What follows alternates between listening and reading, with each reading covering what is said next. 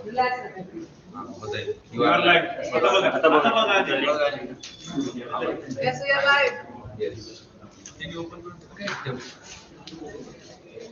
This time ऐकू पण येते ना. कॅमेरा ते बघितलं का तो ग्रुप कनेक्ट करता येतोय का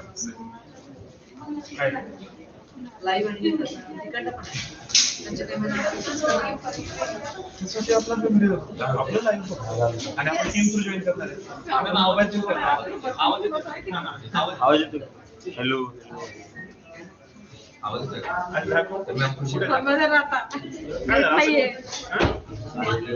लोड होतंय ते मध्ये नेट नाही एक जण आहे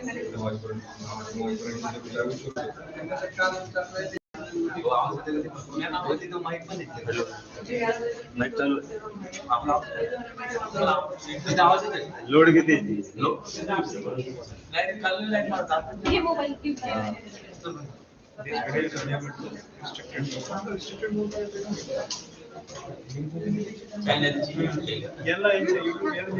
स्टाफला टाकलेली आहे ना.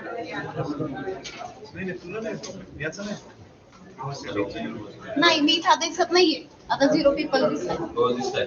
हा तुम्ही दिसतात. ती होती तो. हॅलो हॅलो हॅलो 30 सेकंडचा डिले. ते होणार तिथून समोर जाते का बघ ना.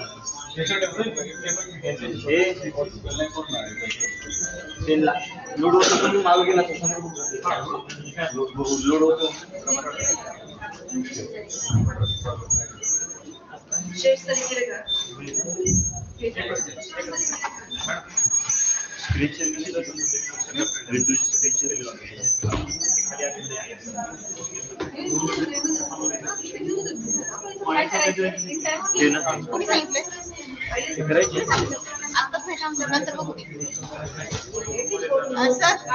स्क्रीन शेअर करायची युट्यूब लाईव्ह चालू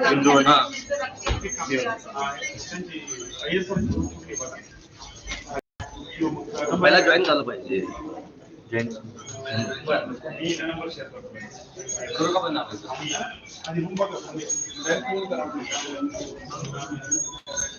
एक काम कर या मीटिंग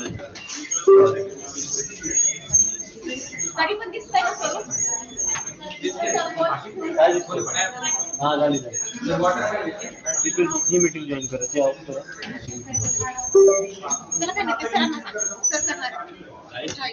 इथून जॉईन मीटिंग वगैरे तुम्हाला करायची आहे ना. कॉल आला मला.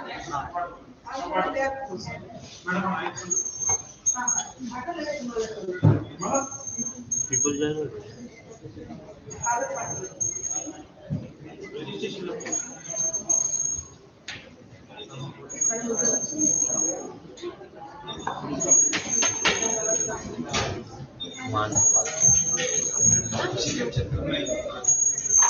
पंच वगैरे केलेले नव्हते ना फाईल आणि ते मुलं सर आता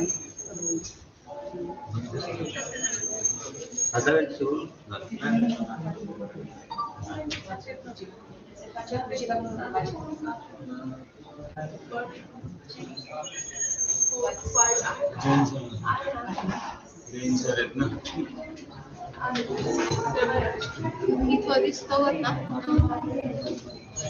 ते डिले आहे 30 सेकंद. 30 सेकंद नाही थोडा लॅग आहे.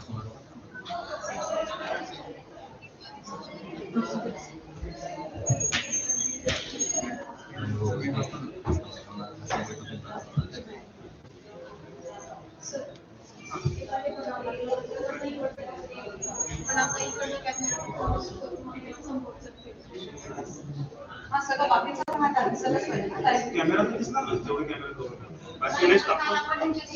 आपण कव्हर करणार टीम्स हा ते पोस्ट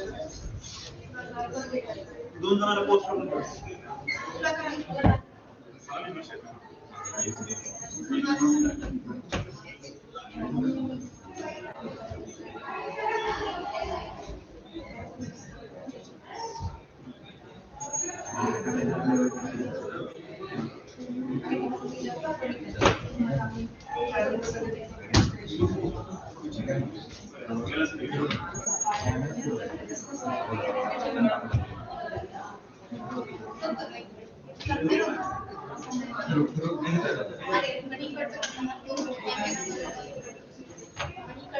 कॅमेरा हा 360 डिग्री तो कॅमेरा नाही हलवायचा आपण मोबाईल लक्षात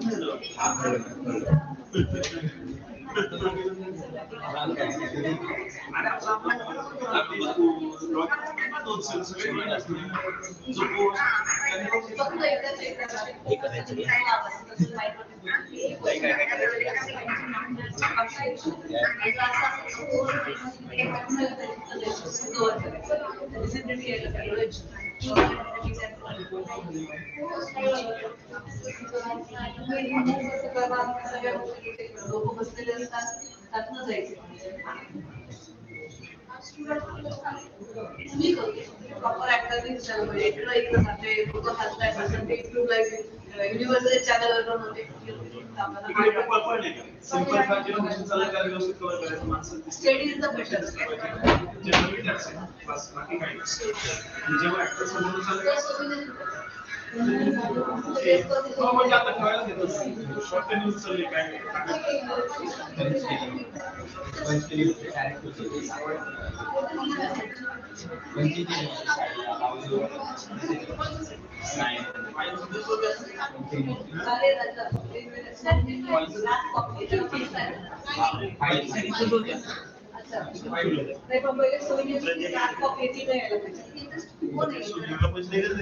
चेक करा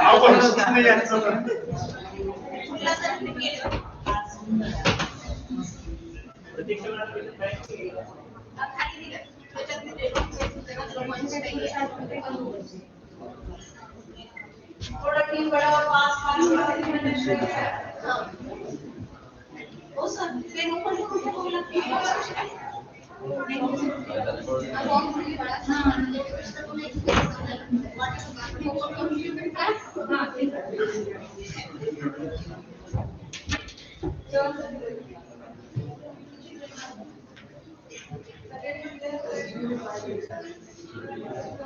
तो आपका नाम कैसी होता है आप लक्षण करा मी आता पटकन जाऊन रेडी होते जाऊन दादा मला सांगा काय कॅमेरा घेऊन सोबत राहा अभिषेक सरांशी कोऑर्डिनेट करून होस्ट केल्यानंतर कॅमेरा फ्लेक्स करायचा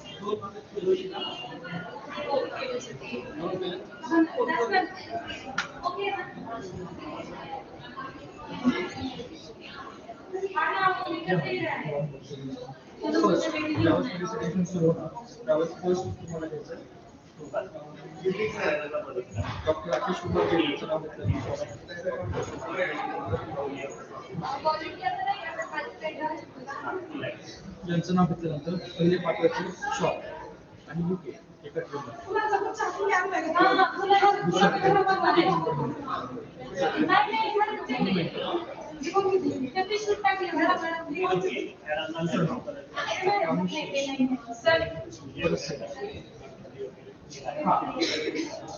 एका साईडला शिकवा सर, एका साईडला शिकवा पण करू नका. अमित शेष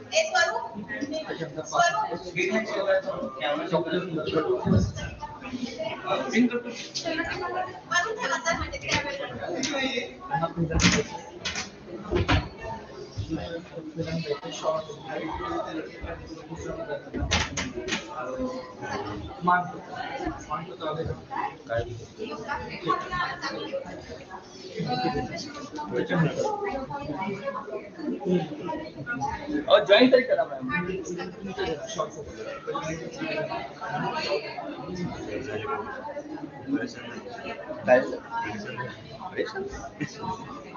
काय परेशान होतो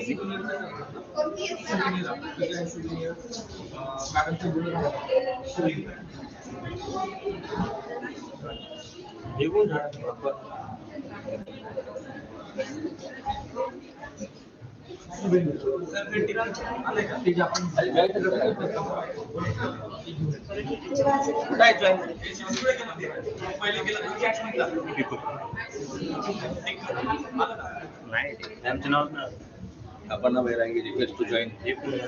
कुठल्याला जॉईन करतो जॉईन दुसऱ्याला झालं वाटतं. एक तेच आहे सर. लिंक आहे वर लिंक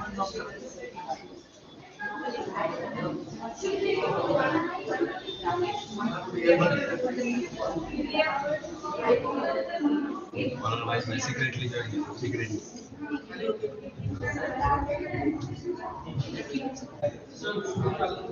सर्च कर.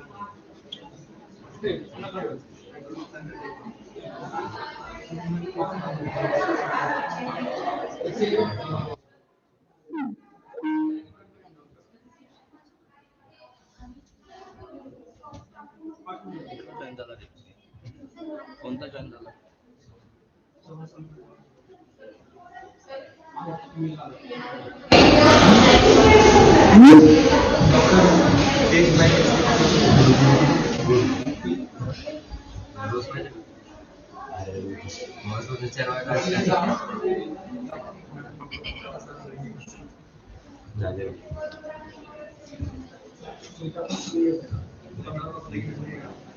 कोण पकडणार आहे मोबाईल? काय माहिती म्हटलं बघ. मी काय सांगायचं फक्त कॅमेरा बंद करायचा.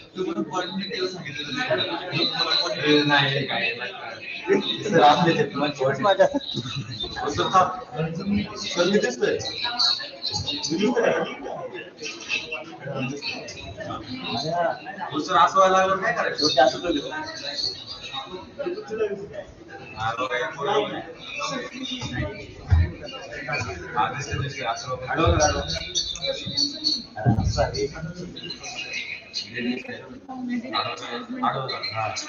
असं तर बॅक कॅमेरा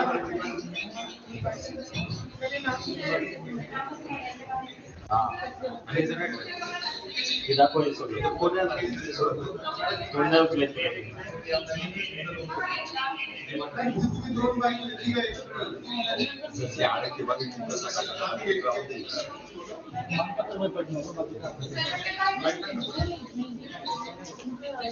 त्याच्यावेळी चालू असताना काय करायचं फक्त मला माईक चालू करायचं माईक मध्ये कॅमेरा चालू करायचा बाकी काहीच नाही का इकडे टॅप होतो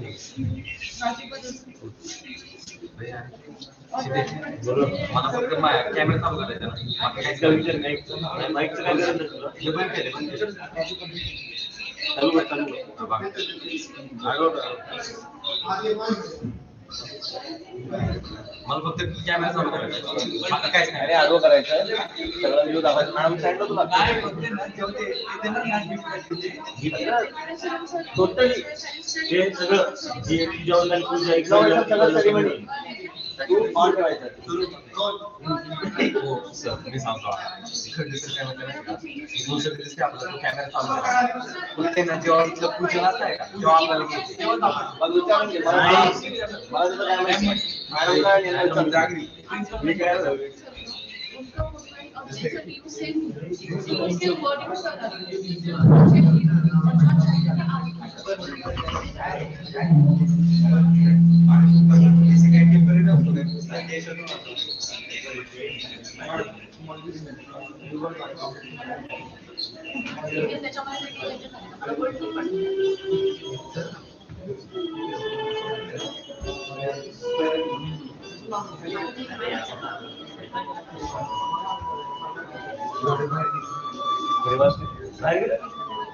मोबाईल फोन देतात एरोप्लेन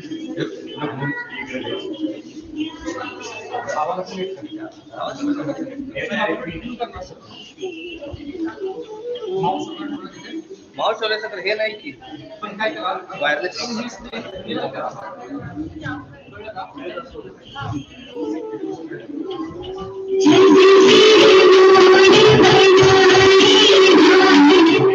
एवढा मोठा ही स्क्रीन मिरर किंवा तुमच्या लॅपटॉप आणि त्याच्यात सगळं बाकी मिरर करा मिरर मिरर त्याचा लॅपटॉप डुप्लिकेट स्क्रीन आहे ना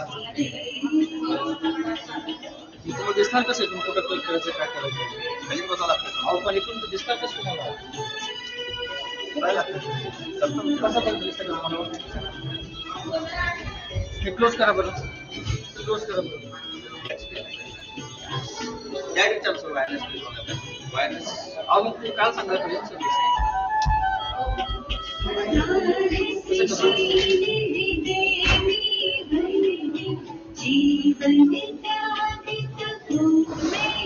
पीपीटी ओपन करा बघू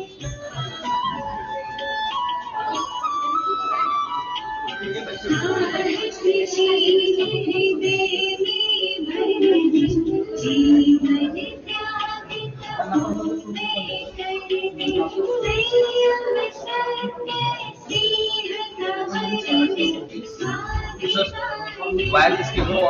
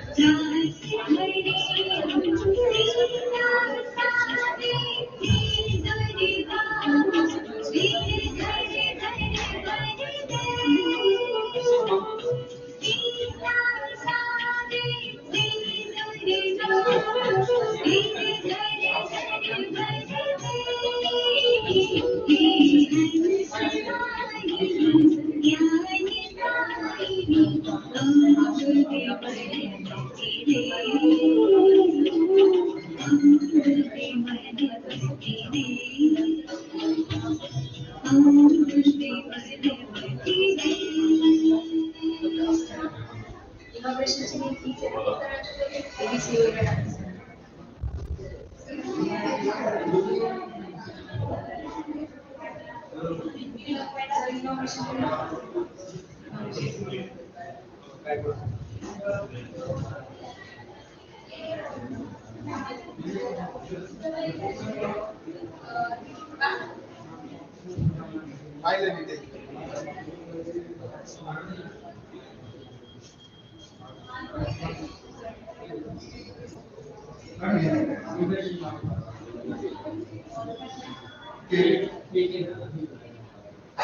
वगैरह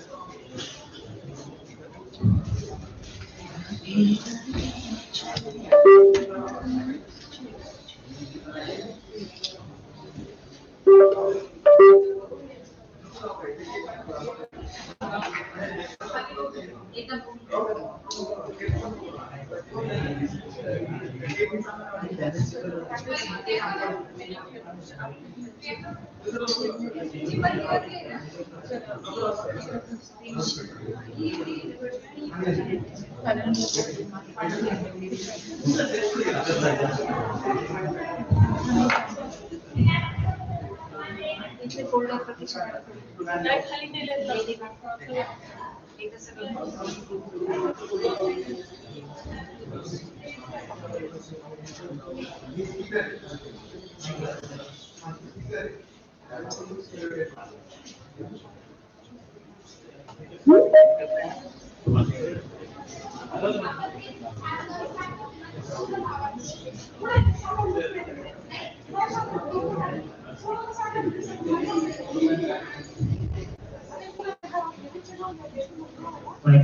I think, hello, hello, hello, hello, hello, hello, hello.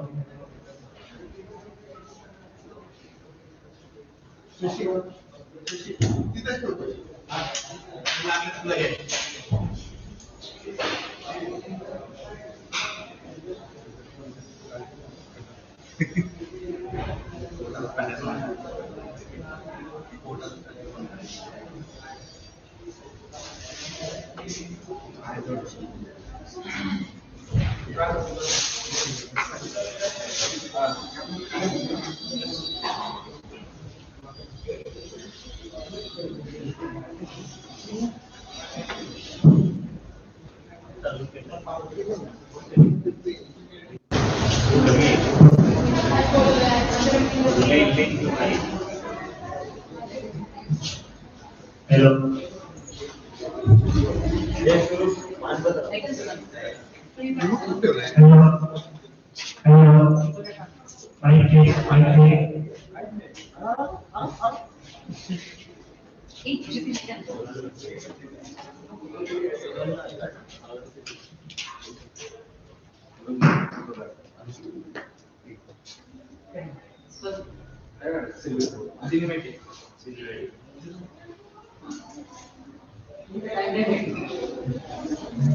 कारण नाव आलं पाहिजे थोडं इकडे केलं.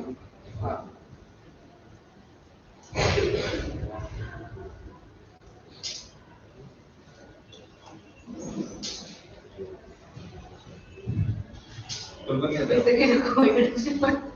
हो सांगा मॅम.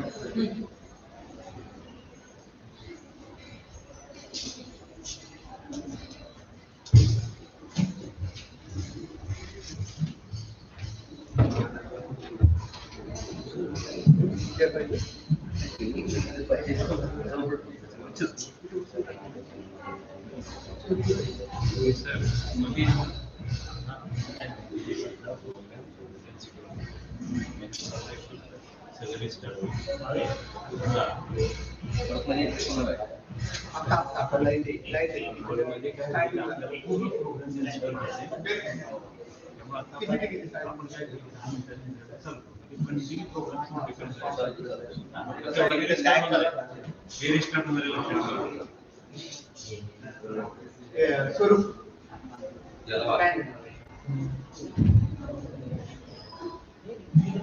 पलीकडून सांगतो सर पलीकडे नाही नंतर तू आपल्याकडे कोणी आहे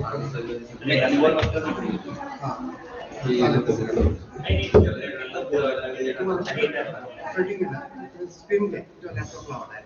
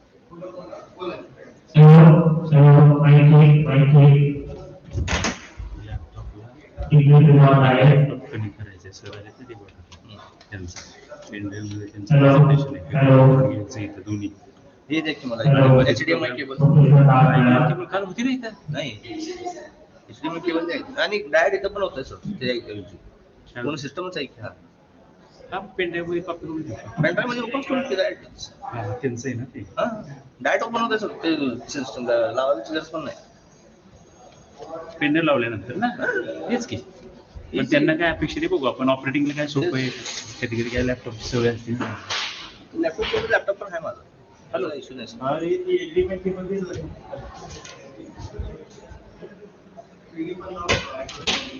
या बॉक्समध्ये आहे का पुढे हा कर चल कर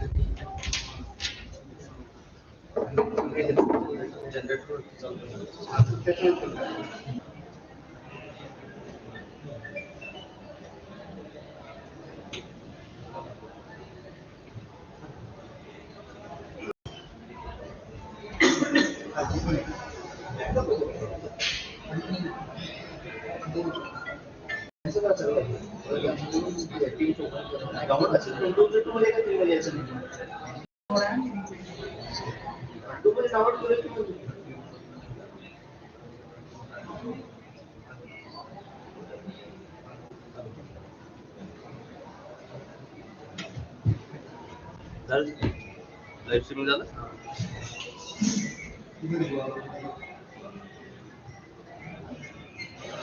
नाही पण नाही दिसत सर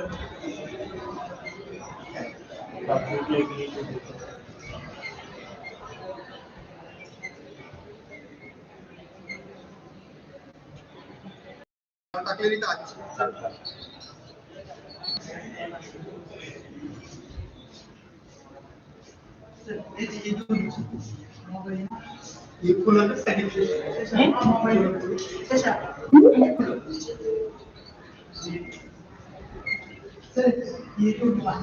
आता साईडला कॅमेरा दिसणार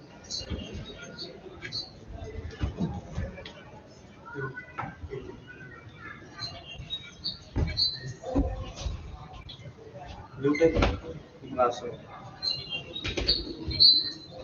काय अरे मिनिमम कर पाहिजे ना आपण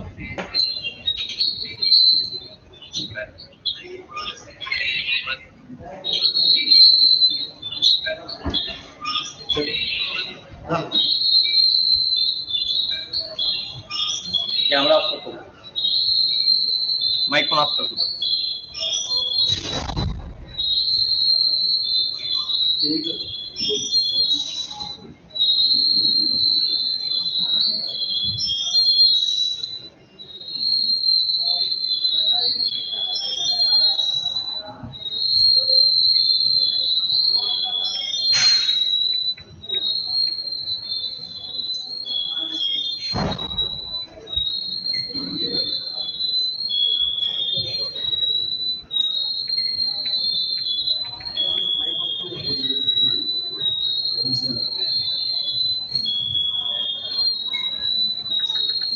माईक ऑफ करतो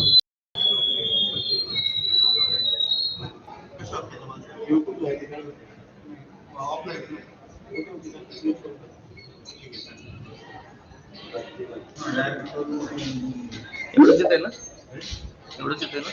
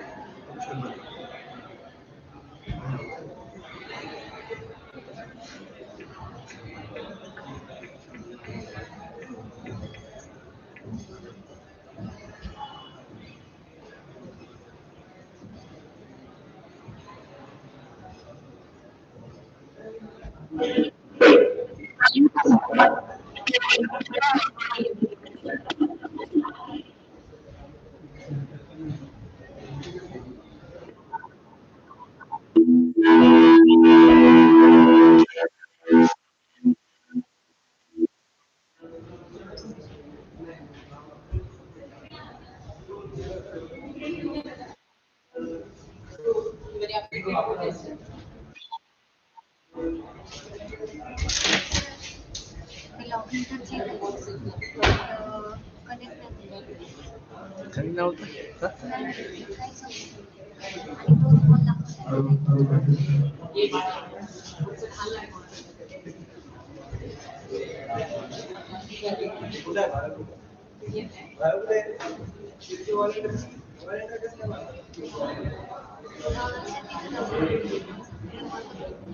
एक मिनिट जरा थांब.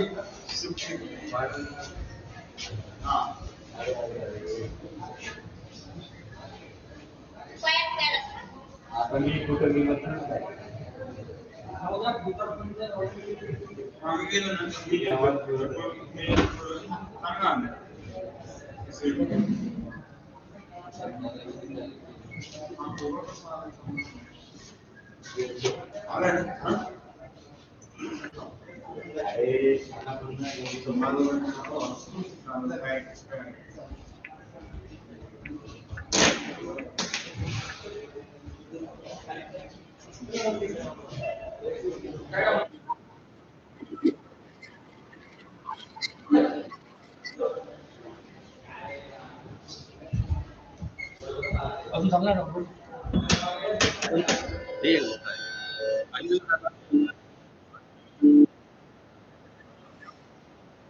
प्ले कसं करणार हे वायरलेस माऊस आणतो पुढे बसणार कधी दिसेल का एक चेअर आहे ना इकडे घेणार एक्झॅक्ट अँकरच्या मागे ती 2 अँकर थांबणार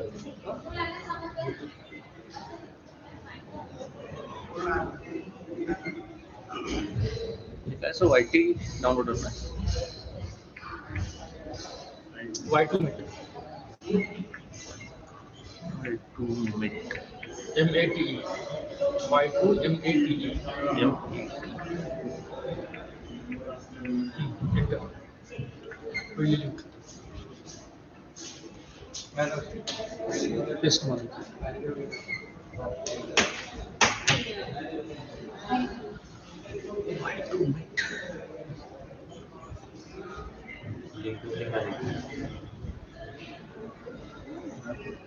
वन आवर्स नाही पाहिजे आपल्याला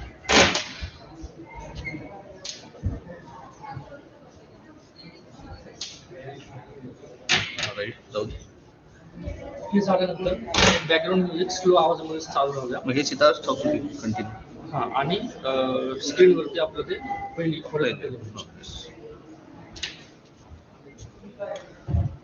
सर तुमचं झाल्यावरती मला आवडलं हा.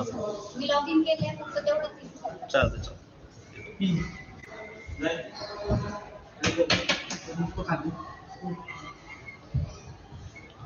हा कंटिन्यूस ठेवायचं ना हां हा कंटिन्यूस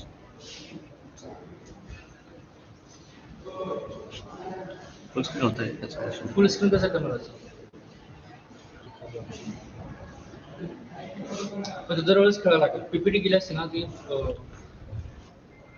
स्लाइड शो केला असता पण मस्त असतं दरवेळेस खेळावं लागणार असं अजूनही पीपीटी मध्ये इन्सर्ट कर अजूनही करते मग त्याच्यामध्ये इन्सर्ट करूच लॅपटॉपमध्ये हा लॅपटॉप मध्ये बनवून स्क्रीन मिरर करते मग स्क्रीन लॅपटॉपमध्ये केलं की स्क्रीन मिररिंग करावं लागतं मिरर करायचं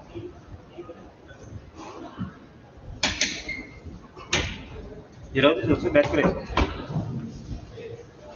कोणता बॅक म्यूट करायचं, हे हाईड करायचं.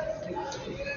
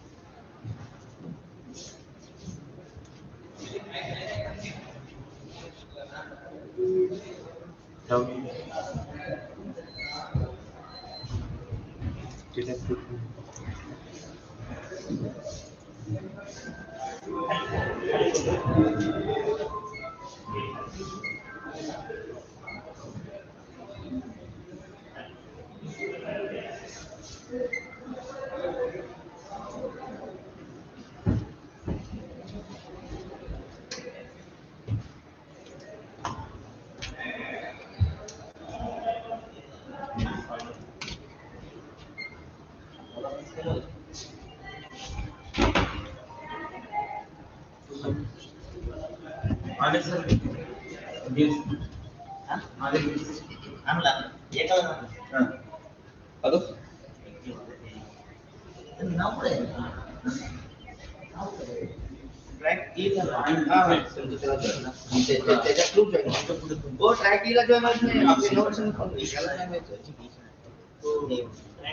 इनोव्हेशन ट्रॅक ईच वेगळं आहे, इनोव्हेशन लिंक आहे आपलं व्हॉट्सअप ग्रुपच हा त्याला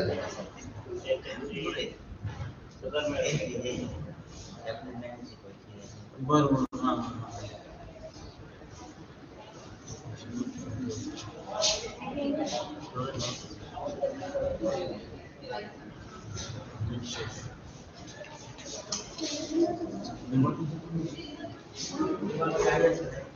आणि हे शिक्ष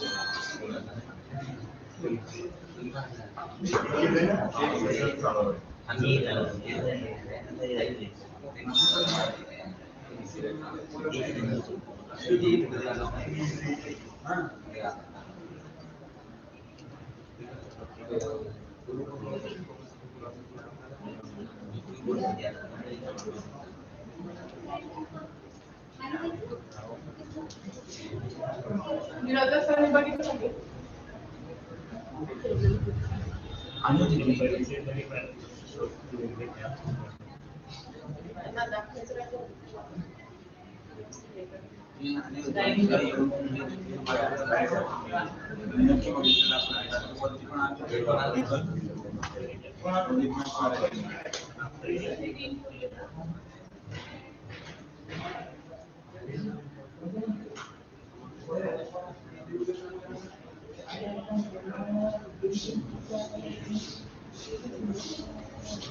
तीन मध्ये 5 सांगितले होते file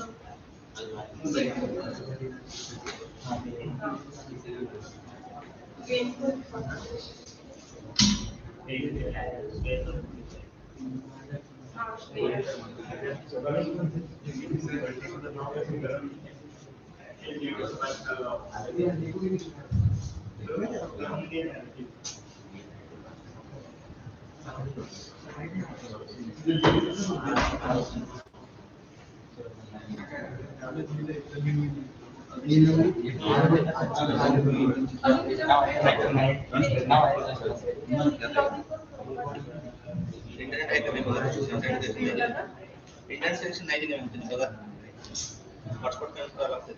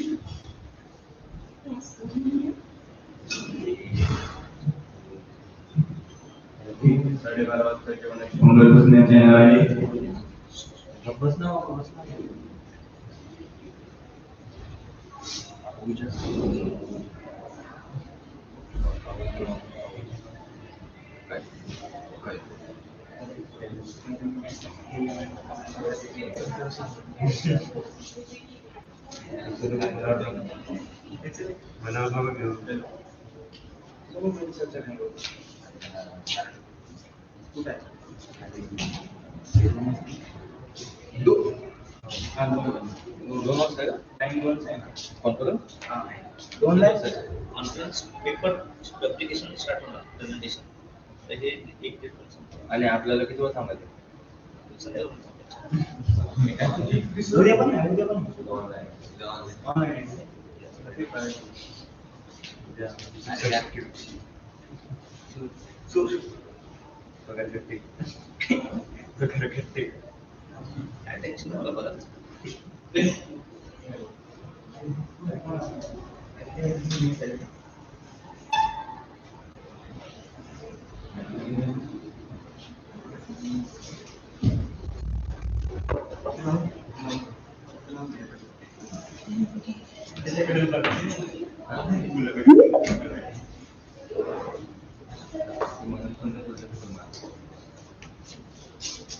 Atharva पेंगे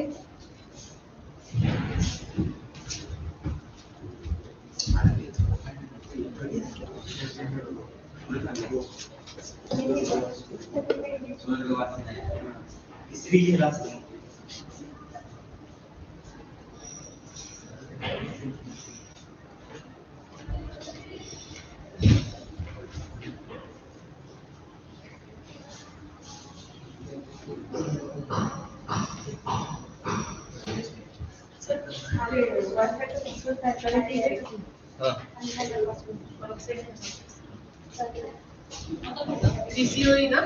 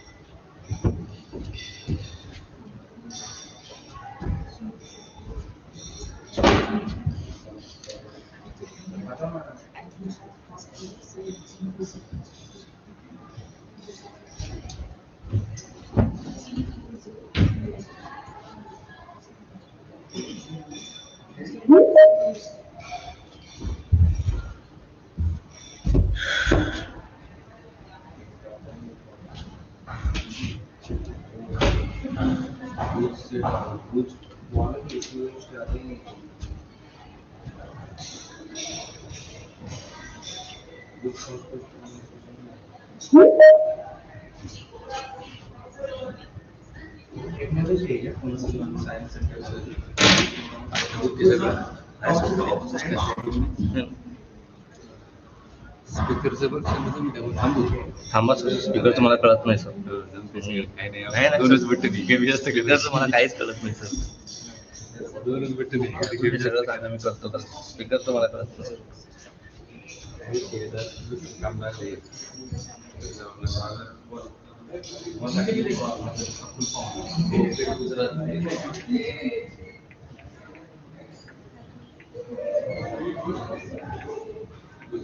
Science and technology. You are concentrating on science and technology.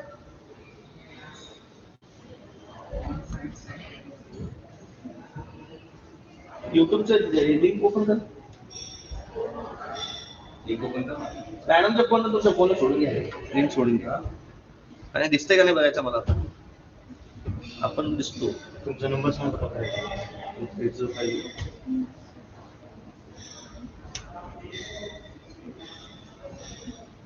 8050 426 20.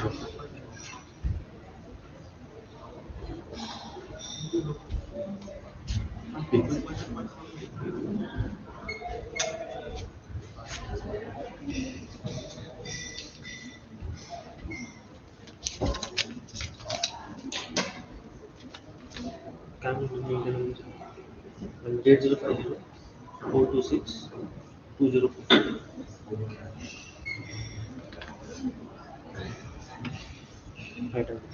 WhatsApp लागून इथं नाही. अरे हा, इथं एक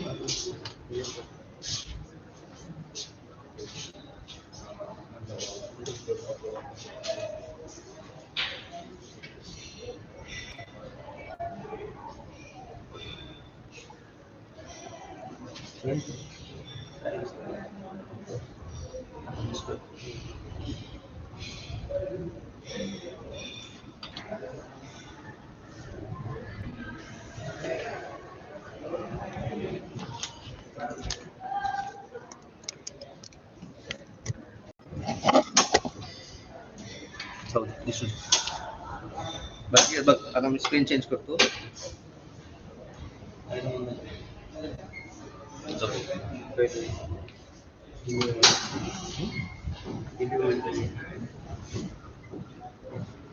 ते असणार लेटन्सी असतील.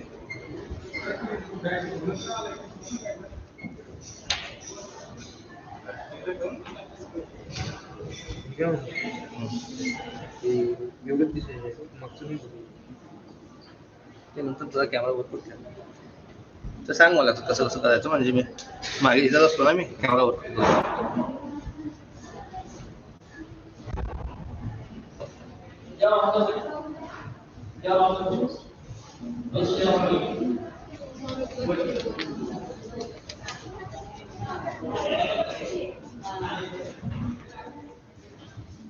हा. ते झालं कनेक्शन जी दिवसापासून हम्म. आणि दुसरी दुसरं जे आहे युट्यूब लाईव्ह ते ओपन करायचं. झालं की युट्यूबला. ते झालंय ना माझे झालं बघा तुमचं नाव आहे काय. माझं आहे हा माझा आहे ठीक आहे. अजून काय केलं सर?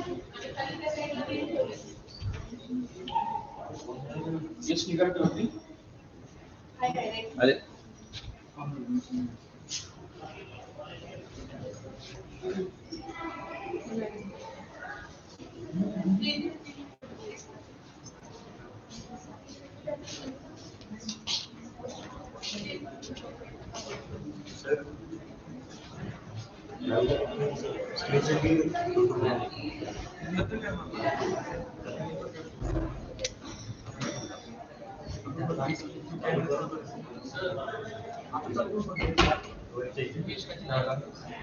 त्याच्यावरती हा.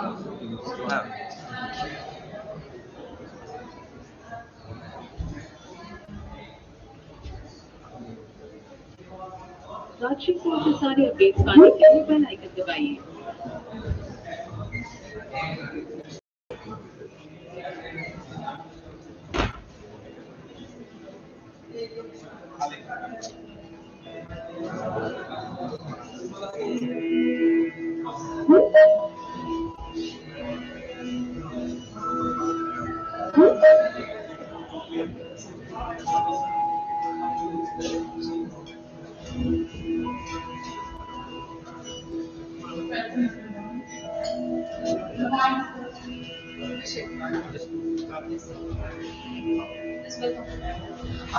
On the behalf of National College of Engineering, a warm welcome to the inaugural ceremony of 9th International Conference on Computing in Engineering and Technology, ICCED 2026. It's an unforgettable occasion for the history to have Dr. Sanjay Tandalkar sir in academics D.2, Dr. Amir Singh sir, registered at D.2, and Dr. Rakesh Kumar Jain, the Honorable Vice Chancellor, attended D.Y. Patil University, Mr. Hiro Ishida, CEO and founder for Science Private Limited, Dr. Rajiv Patil sir, Administration Director, Gajana Pahara Section Prasarak Mandal, Dr. Brijesh Iyer sir, Professor and DCC D.2, none other than Dr. Lavanya Patil ma'am, Principal, National College of Engineering, Dr. Pramod Patil sir, Director, NMIT, Pune. I request everyone to please join with us. Okay.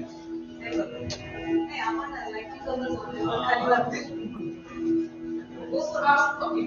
It's an incredible opportunity for TVSA to host this remarkable conference. Let us begin this prestigious occasion by seeking the blessings of Mother Saraswati, the symbol of knowledge and wisdom. I would like to request all the respected dignitaries to kindly proceed for Mother Saraswati Pujan, followed by lighting of the lamp.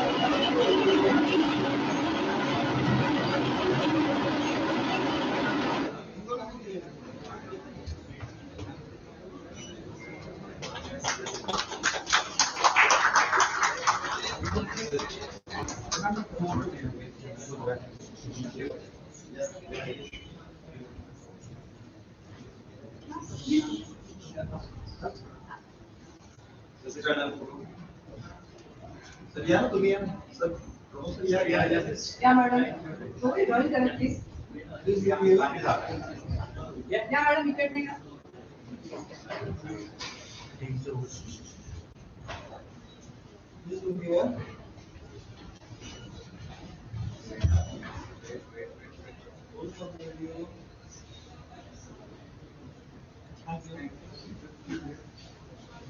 To the dais. Now, I request everyone, please proceed to the dais. We are having Sanjay Dalwalkar sir, Dean Academics D.2, Dr. Amit Sen, Registrar D.2, Dr. Rakesh Kumar Jain, Honorable Vice Chancellor, Aditya D.Y. Patil University, Mr. Hino Ishita, CEO and Founder, Mosaic Private Limited, Dr. Abdi Patil sir, Administration Director, Sivadrana College, Chundalwara Mandal, Dr. Vijay Sayer sir, Officer and DPC D.2, and Dr. Aparna Mandal, Principal, National College of Engineering on the dais.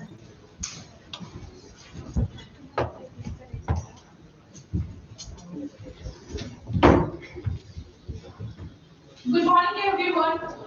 Respected Secretary for Education Prasad Funders Management, Honorable Vice Chancellors, distinguished dignitaries, eminent speakers, researchers, delegates, and my faculty members and my dear students. I, Mrs. Subanshu Das, Assistant Professor at National College of Engineering, will immense pleasure to extend a warm welcome to each one of you to the inaugural ceremony of 9th International Conference on Computing, Engineering and Technology, ICCET 2026, which is organized by Dr. Babasaheb Ambedkar Technological University and hosted by Sri Gajanan Maharaj Prasad Mandal, National College of Engineering, Pune. ICCET was started in 2015 and now it has reached its 9th edition, having the aim to provide a platform for researchers, academicians, industry professionals, and students to represent innovative work in computing and engineering, focusing on areas like AI, computer vision, signal processing, and next generation communications. It's an incredible opportunity for DVC to host this remarkable conference. Thank you everyone for present over here. Now I request Professor Vishal Karasar sir, IQAC Head, National College of Engineering, for continuing with the presentation of our guests. Thank you. Namaste. Respected dignitaries, distinguished guests, esteemed delegates, my faculty members, researchers, industry experts, students, ladies and gentlemen. A very warm and pleasant morning to one and all. Before we proceed with the introduction of our esteemed dignitaries, we would like to express our sincere gratitude to Dr. Rajneesh Kamath, Honorable Vice Chancellor, Dr. Babasaheb Ambedkar Technological University, D. Patu, Mumbai, for his constant encouragement, valuable guidance, and support towards the successful organization of ICCT 2026. Although he could not be present with us today due to his prior commitments, we convey our heartfelt thanks and best regards to him. Now, it is my privilege to extend this welcome to all the distinguished dignitaries who have graciously joined us for this inaugural ceremony. Dr. Sanjay Nalpalwar, Dean Academics, D. Patu, Bolide, and General Chair, ICCT 2026. Dr. Amit Shesh, Registrar, D. Patu, Bolide. Dr. Rakesh Kumar Jain, Honorable Vice Chancellor, Ajinkya Devi Patil University. Honorable Mr. Hiro Ishida, CEO, Founder, Mosaic Private Limited. Dr. Raju Patil, Administration Director, Shri Gajanan Maharaj Shikshan Prasarak Mandal, Pune. Dr. Brijesh Iyer, Professor D. Patu, Limited, and Technical Program Chair for this ICCT 2026.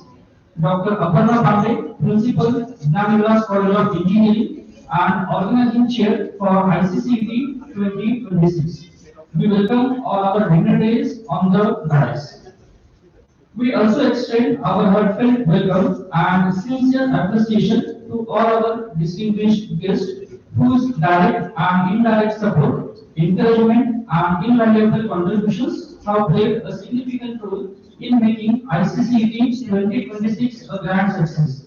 Your gracious presence, constant guidance, and unwavering cooperation have truly added prestige and meaning to this international conference. We are deeply honored to have with us today Dr. Praveen Prajapati, Head and Associate Professor, A.D. Patel Institute of Technology, Gujarat Technological University, Gujarat. Dr. R. Venkateswaran, PhD in Computer Science, Washington State University, USA. Dr. Swati Nandusekar, Associate Professor, MGM University, Mumbai. Dr. Nagendra Prasad Pathak, Professor, IIT Roorkee.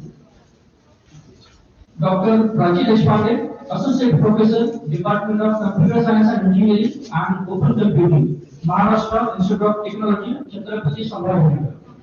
Dr. Pramod Patil, Director, NMIT, Telegram, Pune. Mr. Kunal Pradhan, Promoter, Magna Data, Pune. Mr. Tanmay, Team Lead, Magna Data, Pune. Mr. Sachin Yadav, Senior Executive, Anudeep Foundation. Mr. Vivek Deshpande, Managing Director, AI Adventures. Dr. Ashish Zavke, Training and Placement Officer, Dr. Devi Patil Technical Campus, Varade, Telegram. Dr. Sanjeev Kumar Andhi, Associate Professor, Vishwakarma Institute of Technology. Dr. Prashant Kumhakar, Dean and Professor, Ajinkya Devi Patil University. Dr. Pramod Ingre, Principal, Gnanavilas College of Pharmacy, Pune. Dr. Bhandwal Nisa, In Charge Principal, Sharat Chandra Pawar Arts and Commerce College. Mrs. Sheetal Patil Madam, Principal, Aditya International School, Pune. And Mr. Atul Pamsare, Principal, Raja Shivachhatrapati Vidyalaya, Pune. We are truly honored by the gracious presence of all our distinguished dignitaries. Your esteemed presence has added immense prestige and significance to this international conference. On behalf of the organizing committee, Gnanavilas College of Engineering and Shri Gajanan Maharaj Shikshan Prasarak Mandal, we extend our heartfelt welcome and sincere gratitude to each one of you. Ladies and gentlemen, it is now time to honor our distinguished dignitaries whose exemplary leadership, unwavering commitment, and remarkable contributions to academia as well as society continue to inspire us all. As a token of our respect, gratitude, and appreciation, we shall now felicitate our esteemed guest, Dr. Rakesh Kumar Jain, Honorable Vice Chancellor, Ajinkya Devi Patil University, a renowned academician, visionary leader, and accomplished administrator. Dr. Jain has made significant contributions to higher education, research, innovation, and institutional development. Under his dynamic leadership, Iccet University has emerged as a center of academic excellence, fostering innovation, interdisciplinary learning, and global collaborations.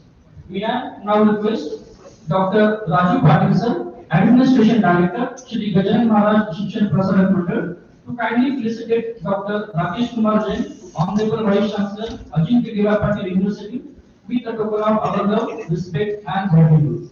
Please, sir.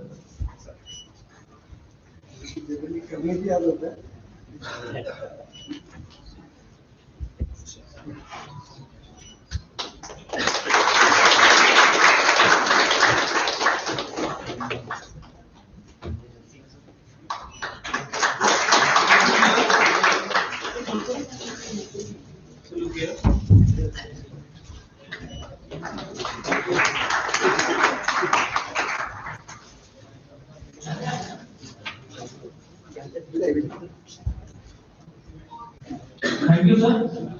Our next distinguished dignitary is Dr. Amit Shesh, Registrar, Dr. Babasaheb Ambedkar Technological University, Lucknow.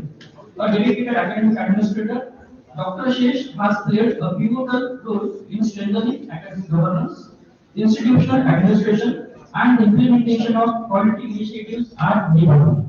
His commitment and visionary approach have significantly contributed to the university's continued progress and academic excellence. May I request again Dr. Raju Patil sir, Administration Director, Shri Vijay Maharaj Shikshan Prasaran Mandal, to kindly felicitate Dr. Amit Shesh, Registrar, Department Limited, with a short memento and a bouquet.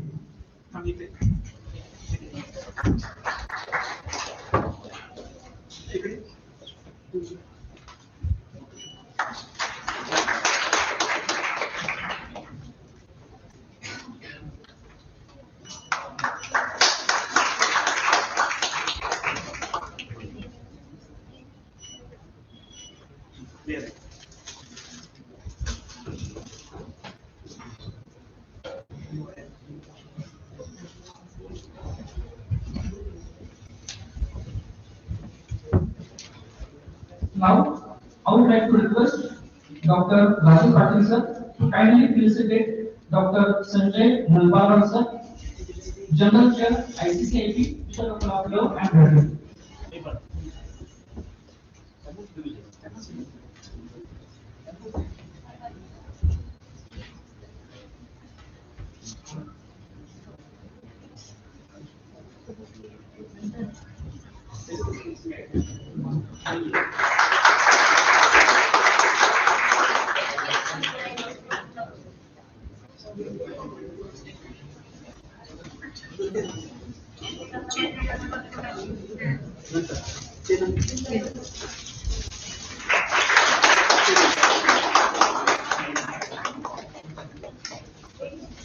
I request Dr. Raju Patil sir to please felicitate Dr. Brijesh Iyer,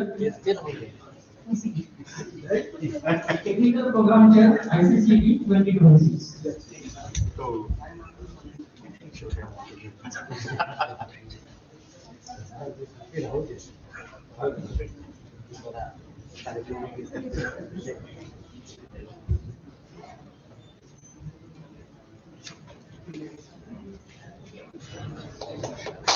We have a huge amount of opportunity.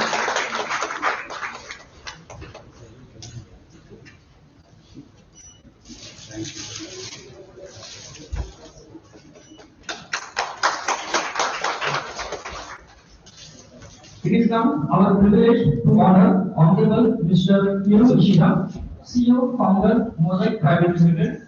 May I respectfully request Dr. Abraham Ahmed, Principal, Nandras College of Engineering, and Organizing Chair, ICCB 2026, to kindly felicitate Mr. Hiro Ishida.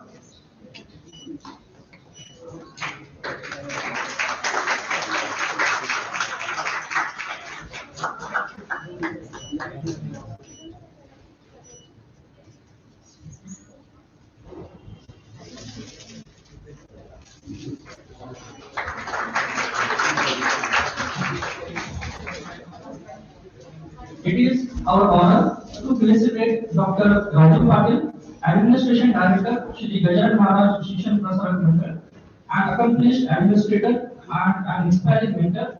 Dr. Raju Patil has been instrumental in ensuring effective institutional governance, administrative excellence, and the successful implementation of numerous academic and developmental initiatives.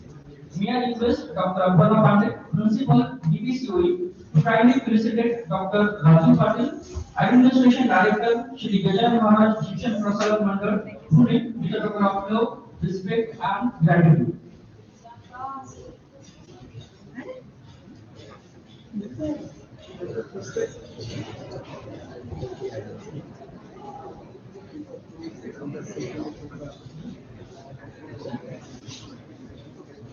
Madam, please.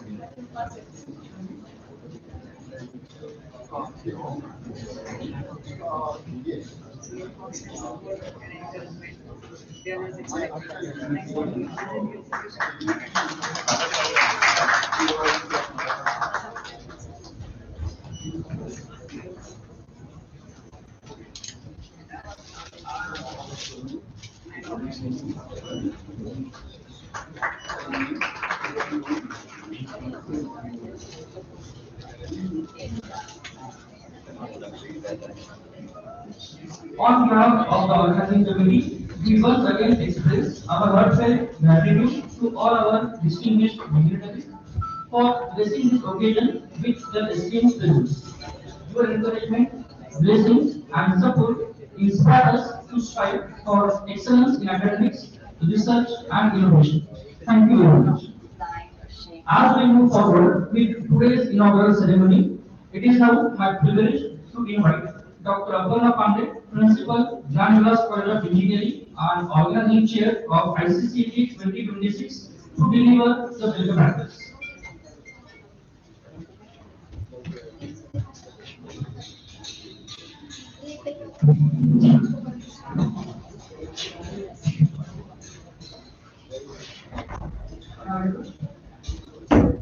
Very good morning to everyone. First of all, we would like to have another gratitude that everyone is here. I would like to say thank you, a big thank you to our management as well as Divatu for giving us this opportunity. We are delighted to host, yes, we DBCOE belongs to Sri Gajan Maharaj Shikshan Prasaran Mandal. An education trust belongs having a legacy of almost 30 years. We DBCOE, though we incepted the last year, we could host this Inter 9th edition of International Conference on Computing and Engineering. Inter ICCT is a series of conferences that Divatu is hosting almost from year 2015. And we are very delighted to host all the delegates, participants, distinguished keynote speakers, and all the participants, those who have published their papers to ICCT. Having a conference always is a responsibility, as we are aware BART is having its own certain protocol, and still it's been allowed to us to host the way we are doing it. I know that there can be certain plus and minuses, and we are aware Batu is generous enough and considers for that. We are even very to have the distinguished keynote speakers today, our Venki sir as well as Prajapati sir. We are very delighted to mention it here. All the participants we are spanning, I see we almost say number of that journey will be covered by TPC, but let me say that we are spanning all over India. So Divatu presence as well as the ICCT contribution over the year is being conveyed here through this conference. We are very delighted, or rather I say that I'll express my gratitude that the renowned speakers as well as the dignitaries on the dais, on our request, they are here in person and blessing this occasion to say that yes, though you have just started, we are there to support you. Thankful to Jain sir, thankful to Nagawal sir, Sheikh sir, Hirashida, our administrative director Patil sir, a constant support, IS sir. Without probably this conference couldn't have taken shape the way we are expecting it here.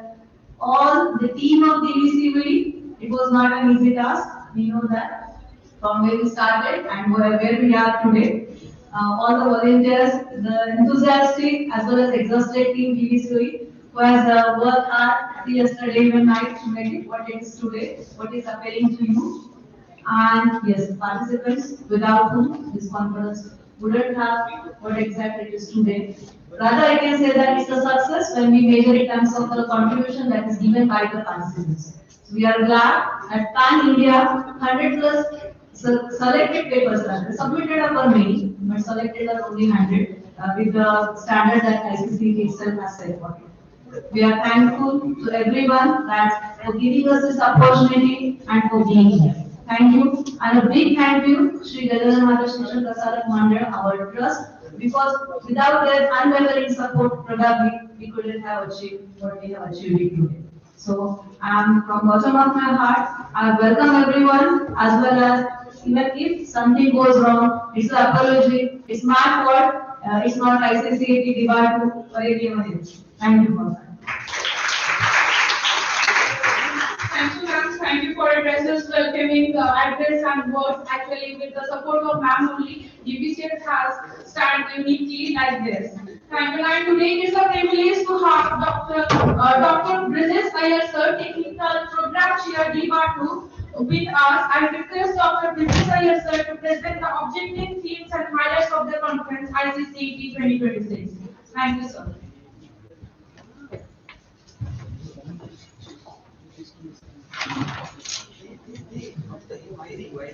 Very good morning to all who are now who are present here at IIS. The dignitaries who are on the IIS, Dr. Raju Patil, the Admin Secretary of this trust, Dr. Rakesh Jain, Honorable Vice Chancellor of IIT DY Patil University, Dr. Nandalwar sir, Professor and Dean Academics of the University, Dr. Amit Shesh, the Registrar of the University, Dr. Aparna Pandey, Principal of this institute, Dr. Ishida Hiroshima. She traveled all the way from Japan to this place, and when I yesterday came to know it, I was very happy. So I was there for a few months in Tohoku. Sir, in Tohoku University, I was there, completing my PhD. And I have seen the enthusiasm and timeliness of Japanese there. And to have to be witnessed after observing here that you were present here all ahead of us. Thank you. Dr. Venki Venkateshwaran sir. I hope you remember we meet in COET with Dhruv sir. So Dhruv sir at that time he categorically told me that you are the asset for COET. So you are there, very nice. And my dear friend Dr. Prajapati. We are together from last say 15 years. Dr. Nandu Sikar madam is also associated with this conference from its inception. And principals, research scholars, various people who are engaged in the organization of this conference. I heartily welcome you all. It's my privilege to welcome you all here in this event. So I just wish to take you back, say 10 years, 11 years back. Number of us, if you remember, I just came out from IIT, and number of us was there also. So we thought that what best we can do for the students and community, so that our stay, see every event, every activity has to take away. So we were was also in IIT Delhi. I went to IIT UK and then I came back. So we thought that what best we can do for students and community. So at that time, AQ project was also going on. So we decided that we should launch a conference series which will bring the academic and industry people, students of cutting-edge technologies. We will discuss cutting-edge technologies. The networking also be created. And from that thought, you please believe us, this was a very big, and all who are present here, they know that what conditions are there in one area. It is not having the geographical advantage as Pune has. And for last 8 series, almost all young people, academicians from industry, academia, overseas, they visited only. And we conducted this event very nicely. All our proceedings are very highly cited, highly demanded. The quantity, quality, what we select is tremendous. In the conference website also, we have listed out everything. So one can go through it and we can have the feel that with what dedication and what we grown up this baby. So I'm very happy that this is the 9th birthday of our baby. And this is happening now soon our baby will be moving to adolescent age, then it will mature also. In our lifetime only, myself and Nandavasa we planned that this baby should grow and we should reach to a prestigious level. So I'm very happy that this institute has gracefully accepted the challenge of organizing and hosting this event here. Because hosting conferences like this is not an easy task. आपण असं खेळामध्ये म्हणतो ना पण मुलीचं लग्न असते daughter's marriage. So father has to see, mother, father has to see everything very minutely. And finally my wife told that if something else has been really, it's my fault. But they, I would understand. To take conference, suppose we have to organize the conference, we have to go through all these things. And she, along with his team and management, they have done very nicely. The movie, this one thing very much. When I listen the prayer, Amamati. So many of us might be knowing this, that this is the very auspicious prayer of Ma Saraswati. And North India, especially when Vasant Panchami is there. So they used to celebrate Vasant Panchami with this song. And it says that gracefully Ma Saraswati should bless us all. Here at this event, I remember a famous quote from Rugved. Ano Bhadra Toma Yantu Vishwara. The meaning is that let the noble thoughts come to us from all the directions. It means it is our culture, Hindu tradition, that we welcome all the thoughts. We accommodated plus, minus, positive, negative, everything. So we started this conference at Batu with this thought that we have to have a platform which will accommodate everything is and it is. So we should not modify it, we should not say, suggest it that you change or you diverse. Whatever it comes, whatever form it comes, we have to accept it. With this concept, we started this conference. Now, coming to this present version, so almost we were not expected because we decided it in the last moment. And around 500 plus EVs they were received. And it was a huge or challenging task in front of us that within time we have to convey the quality review, not simply review, it should be quality one. The one who are present here, those papers are selected, they might have seen that new 3 reviewers they have reviewed. And all independent reviewers were there and they have spent their time, they have given their time and they have given the quality suggestions to improve the papers. And the papers which we are not able to accept, it is not like that they are below standard, but somehow we could not accommodate it. So we thought that at that time, if one more publication is with us, we could have accommodated their papers. But anyway, that is a part of this conference, and we are very happy that we received this overwhelming response. The reviewers who taken part in this review process, they were from all over the globe. Many from IITs, NITs, IITs, prestigious central universities or state universities, renowned professors within the states who are having valuable experience in their area, and likewise we selected. And the papers which were accepted went thoroughly with AI, plagiarism check, all the standards, whatever is required, all has been carried out by our technical team. And finally, today, we are with 100 contributions which are really worth to be referred by the researchers. Madam has skipped one part in her statistics. So we received, in accepted paper I have seen, 19 papers are from overseas. They are from UK, Africa, Japan also there. So somehow she skipped it out.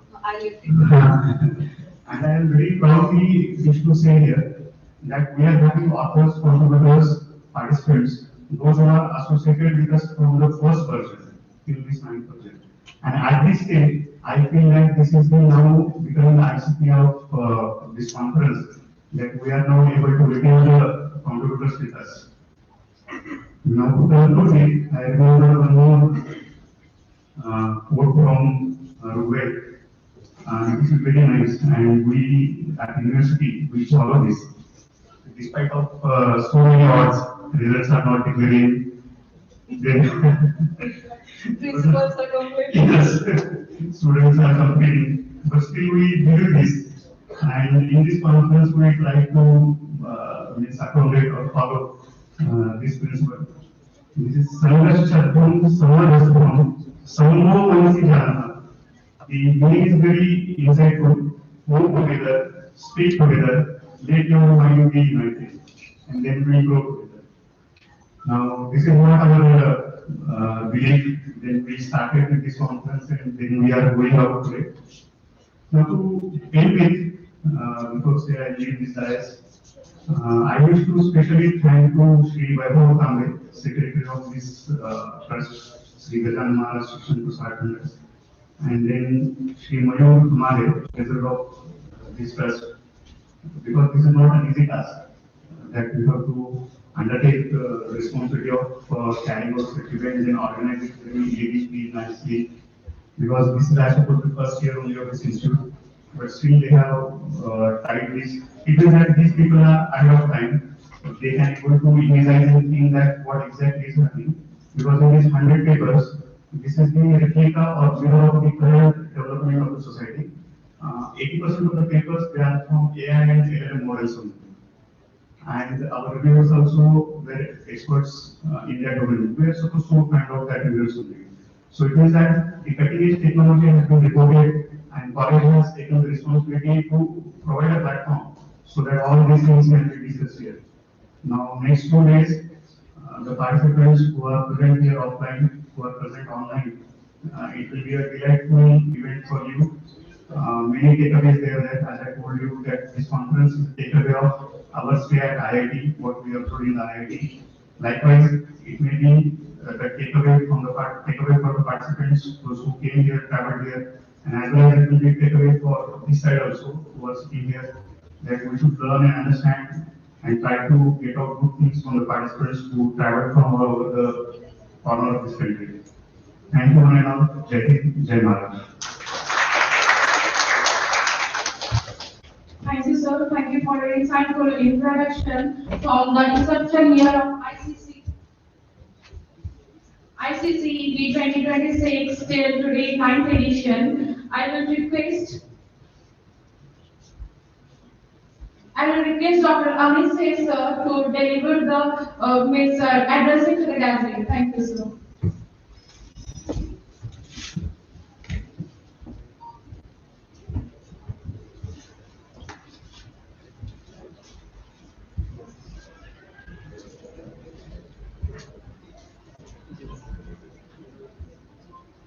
Honorable members or dignitaries on the dais, the distinguished keynote speakers, researchers, faculty members, the industry experts, and the students, all the staff members of this institute, ladies and gentlemen. On behalf of Dr. Babasaheb Ambedkar Technological University, I extend warm welcome to all of you for this conference, 9th International Conference, which is hosted by Sri Gajan Maharaj Shikshan Prasad Trust, College of Engineering, and organized by the Department of Electronics and Telecommunication Engineering, DEPAD, Rhode I'm very happy to see this growing child. As Dr. Arya stated, I'm closely watching all the activities which are being conducted in this conference for last 20 to 15 years. So I can say that I'm indirectly associated with this conference. So I'm very happy to see all of you here. As we know that today computing or communication is the heart of every engineering discipline. We have different technologies, emerging technologies like it may be machine learning, AI, cybersecurity, quantum computing. We are talking about all these technologies. These are transforming the industries, and these are helping us to improve the way we live and work. No doubt, we are experiencing all these advancements, and along with this, these advancements also bring new responsibilities for all of us, the academicians or for the researchers. So we need to ensure that this technology is developed ethically, responsibly, and for the benefit of society. That has added our responsibility. We are listening to, we are talking about the vision of Iccet Bharat 2047. It has also called upon all the universities and the institutes or engineering institutes, industries to become the center of innovation, entrepreneurship, and impactful research. As far as incubation and startups and innovation is concerned, the university is committed to creating ecosystem that encourages interdisciplinary research as well as the industry collaborations, startups, and the technological excellence. I'm very happy to share with you that as per National Innovation and Startup Policy 2019, the university, perhaps this Department will be the second university in the state of Maharashtra who has reserved 2% of its annual budget for startup innovation and incubation programs. And all the students and faculty members should get benefits out of it. We do have our own section head company. Dr. Nirula is a key person behind that section head company. So it will be beneficial for the entrepreneurs from different affiliated institutes. So you can get all kinds of support from the university with the help of this section company. We also believe that our students should emerge merely not as the skilled technologists or the engineers, but also ethical professionals and responsible citizens of Bharat. I congratulate all the authors whose papers have been selected here for presentation, maybe online or offline, because this conference will be conducted in hybrid mode. I also express my sincere appreciation to the keynote speakers, reviewers, organizing committee members, all the faculty members, especially the student volunteers who have been working for the success of this conference, and the management of this organization. I'm confident that the deliberations during these 2 days will generate new ideas. It will foster innovation and contribute significantly to the advancement of computing and engineering technologies.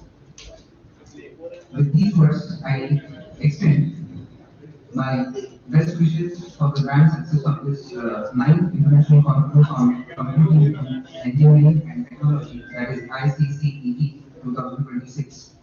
And I wish everybody a productive conference, enriching interactions, and a pleasant stay here in the city which is known for knowledge, that is Pune.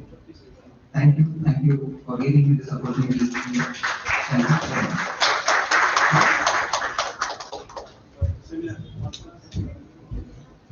Thank you, sir, for your kind words. Now I request Dr. Sanjay Nandawar, sir, General Chair, ICCT 2026, to address the gathering. Please, sir.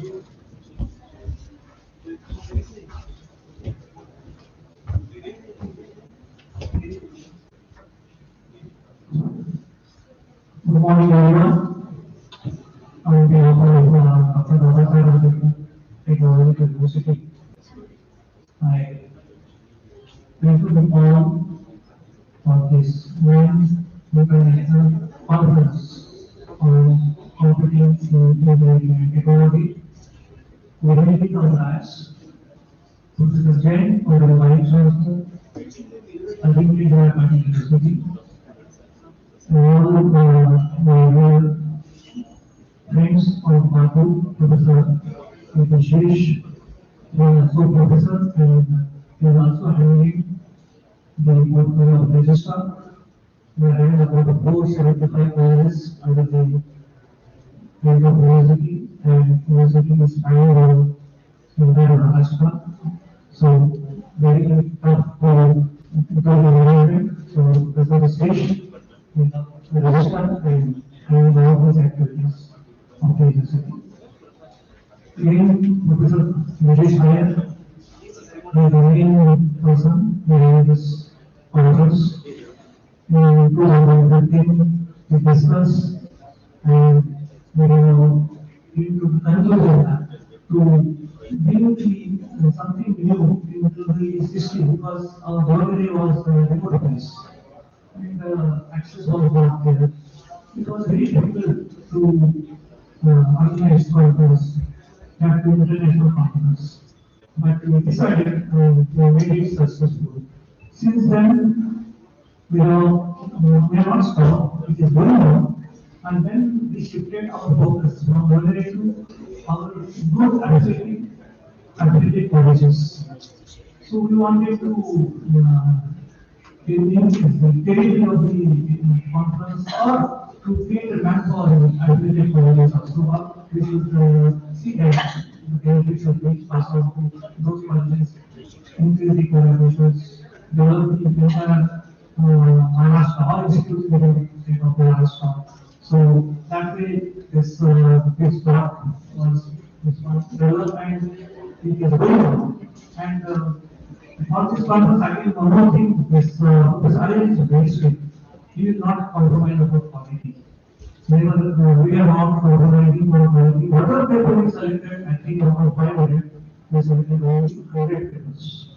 And these 100 papers, they were viewed by three reviewers, and single blind reviewer was there. All others groups, you ranking 150 reviewers. Through all these scans, papers were selected and very papers which are selected and which will be presented in 2 days to have a very high quality. So, thanks to the very professor there, he is from my Department of Electronics and Telecommunications, University. So, he is very good in running all this kind of area, very knowledgeable person, and having a very good academic education. So, I hope he will continue his journey since tomorrow I am retiring. So, this journey should not stop. And because of that only, for the last 1.5 years, I think this one. Those exams of organizing. So this time we want first of all to ensure so C is working for the pattern for the last 5 to 6 years. I know. So very highly talented principal, very good management skills. Despite also many issues that happen, she never complained. So she is helping the university and she knows that the university belongs to her. So now the way this helped the university for that I take this opportunity to thanks to that. And it is whatever our PhD, he said, Professor Dinesh, it is very difficult to organize this conference. So thanks to management, officer, thank you so much.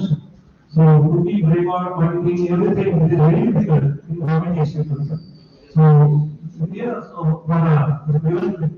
being a private institution, to keep all records, everything, and budget, other budget is not provide some extra budget. So this is very difficult. And since this is first year of this college, it is highly critical. But we are doing honest work and indicates the intent of management. Absolutely. So I'm sure that this is going to be very good conference. You will learn so many things. You will enrich with lot of new knowledge. This conference definitely will the marks and you will see that when there will be the next conference or conference, it will give you a good thought and you will go with happy minds after the conference. And the request only is that you attend all the sessions with that in parallel. What are sessions which are in your domain? Please attend those sessions. Take the part, interact with other players, because interaction and all, these are the very important things for which we organize conference. Whatever the people they are working in any of the areas, you are doing the research, and you want some guidance, you want some feedback, this is the best platform. So use this platform to see that all the participants, delegates, they are getting connected, they are getting connected with you and keep communication with those experts and see that whatever research we are doing, that research will be good research and this conference will help you for taking your research forward. Again, I'm sure that whatever experts committee has children, experts are very good people, they are experts on IIT and both experts. I think there are keynote addresses, please attend their keynote addresses. They are going to be very good keynote addresses. And I am once again saying that this conference is a very big event. And thanks to the management, again, I welcome our leadership. You, Nishita, all the way he came from Japan. Sir, with great respect, I welcome from university, second organized this institute that we are here for the conference, it is the World Conference, definitely this your association with you will go long way and we invite you to the university next Saturday and in person. We will because today sir, so we will have a more program there because it is here in our district also we are giving this one. We are promoting foreign languages and one of the languages is Japanese. So we have created minor. You know, but with the only university in the country which started anything in 020. And our two batches of anything pass out. Third batch is also going to pass out in 26. And other institute, the first batch is going to come out in 2027. So we are very much inclined for the holistic development of the students. We have included these foreign languages as a minor program, so students can learn up to 4 to 5 foreign languages. We know how much demand is there for French, Japan, German language. So all these languages are included in our curriculum, and students can study those languages and they can take benefit of the opportunity that they are provided by these languages. So with this, once again, thanks to management for hosting this conference and further help and support prepare for the university from time to time for the development of this institute. Our university is every day total support. Thank you very much, sir. Thank you.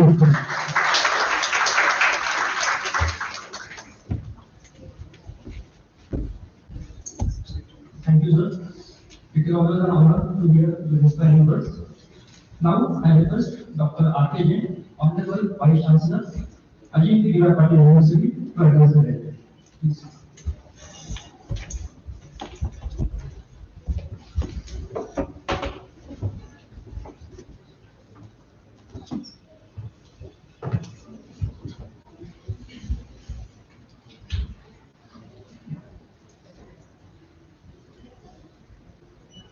Good morning, everybody. Honorable guests of the dais, guests and speakers of the dais, faculty members, and dear students, Indeed, it's a great pleasure and honor for me to be here in Iccet. I really thank the management of the college for inviting me. Friends, I take such conferences as a platform where experts like Dr. Banking, somebody from Japan, somebody from other institutions coming together. They are discussing on the latest technologies and they share their knowledge, and ultimately we feel that entire society will get benefit after this interaction. So this is also a platform where people are coming together. They are going to present their papers, but only one simple request to all the others, those who are present, please listen to other work also. Nowadays there is a trend that I present my paper and move away from the conference. So one simple request, this is the interactive platform. One-way communication, presenting a paper and just completing a task will not be the objective which is conference has been planned. It's such a hard work by the team of Virtu and by partly with the team. Intention is people are coming together, they are sharing their knowledge, they are getting suggestions for improvement, and ultimately friends will remember outcome of such conferences are how we can take some impact out of it. Impact may be improvement in somebody's research. Maybe the way I'm teaching today, the technology I'm teaching today to the students, that will get improved. Or maybe something which is due to the society, which we can solve that problem by learning from this platform. So I sincerely appeal everybody, those who are organizers and those who are presenting the paper, sharing their knowledge, please be an interactive platform. Less paper will be presented, no problem. It will take one more day, no problem. But some interaction is must. So I request everybody, you will not interact today. This is the beginning. Be continuation of interaction. We will lifelong, you will say. So Saresh told that there are some authors, they are continuously writing this conference. Coming to ninth time is really ninth is also auspicious number, I'm telling you. You have done something very great, and I hope that your efforts will continue, sir.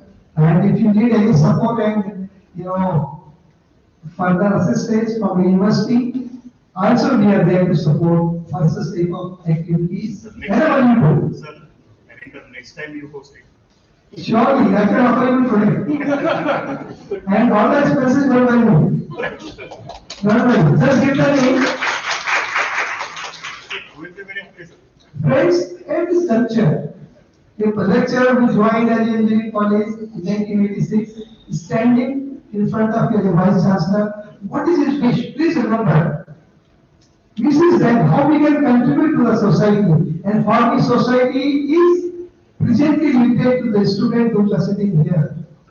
If my knowledge, my support, my brilliance can help my children, nothing like it. So I am always agreeing to it, sir. Today only my team is important. Thank you. So this is one thing, and let us continue our research and association. I'll tell you, one thing is sure, nobody can do the research in isolation. Research can be done if we do somebody's work continuation, somebody stops somewhere, then let us continue that work. And we take support from other those who work in this field. That's why we call it peer review. Unless you should share your research to others, you cannot get growth. So I appeal once again, let's be a effective platform. Friends, I know things are changing. The changes from 86 when I've seen, even from 81 when I was a student of engineering, but in present time, we can say pace of this change is very fast. To the teachers, most of the teachers, authors will be teachers, but industry representative, friends, my advice to you will be, if you want to really grow with the change, these are the platforms where we can learn. We can discuss and we can take advantage. Then only we can remain with the rapid change of the pace of growth. Otherwise, change will find out its own path where we may not be in that journey.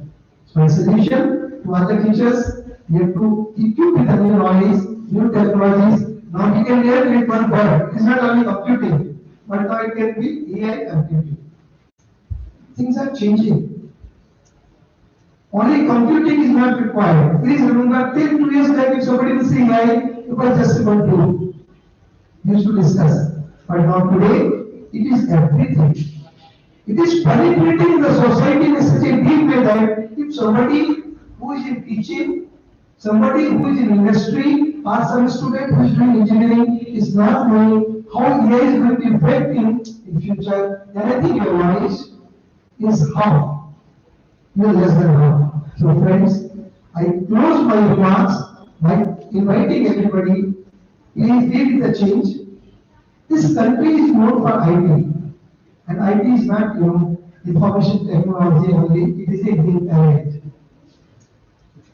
And if we can keep our talent up to the mark, if we put the competency which is required for entrepreneur, then only we can make our this generation which is coming to us for learning, then only we can do the justice with them. So I think once again I congratulate the team of this college. I really congratulate the team of Batu. I really thank them that you have made the faith in this madam and her team. It's not that easy. And they have proved it. So keep on doing, keeping the faith on the future generation. People are very hardworking. They want to do something good for the society. And I think we have to make support everybody in the life so that everybody will grow. Our society needs a lot of support and assistance this way. So thank you very much once again for inviting me. And looking forward to more association with Batu, with this college, and maybe personally, thank you, sir. I'll get connected with you, sir. And all the experts those who are sitting here, whenever you feel anything to be done, my personal assistance, support, guidance, whatever you feel, and my university is everyone. Thank you.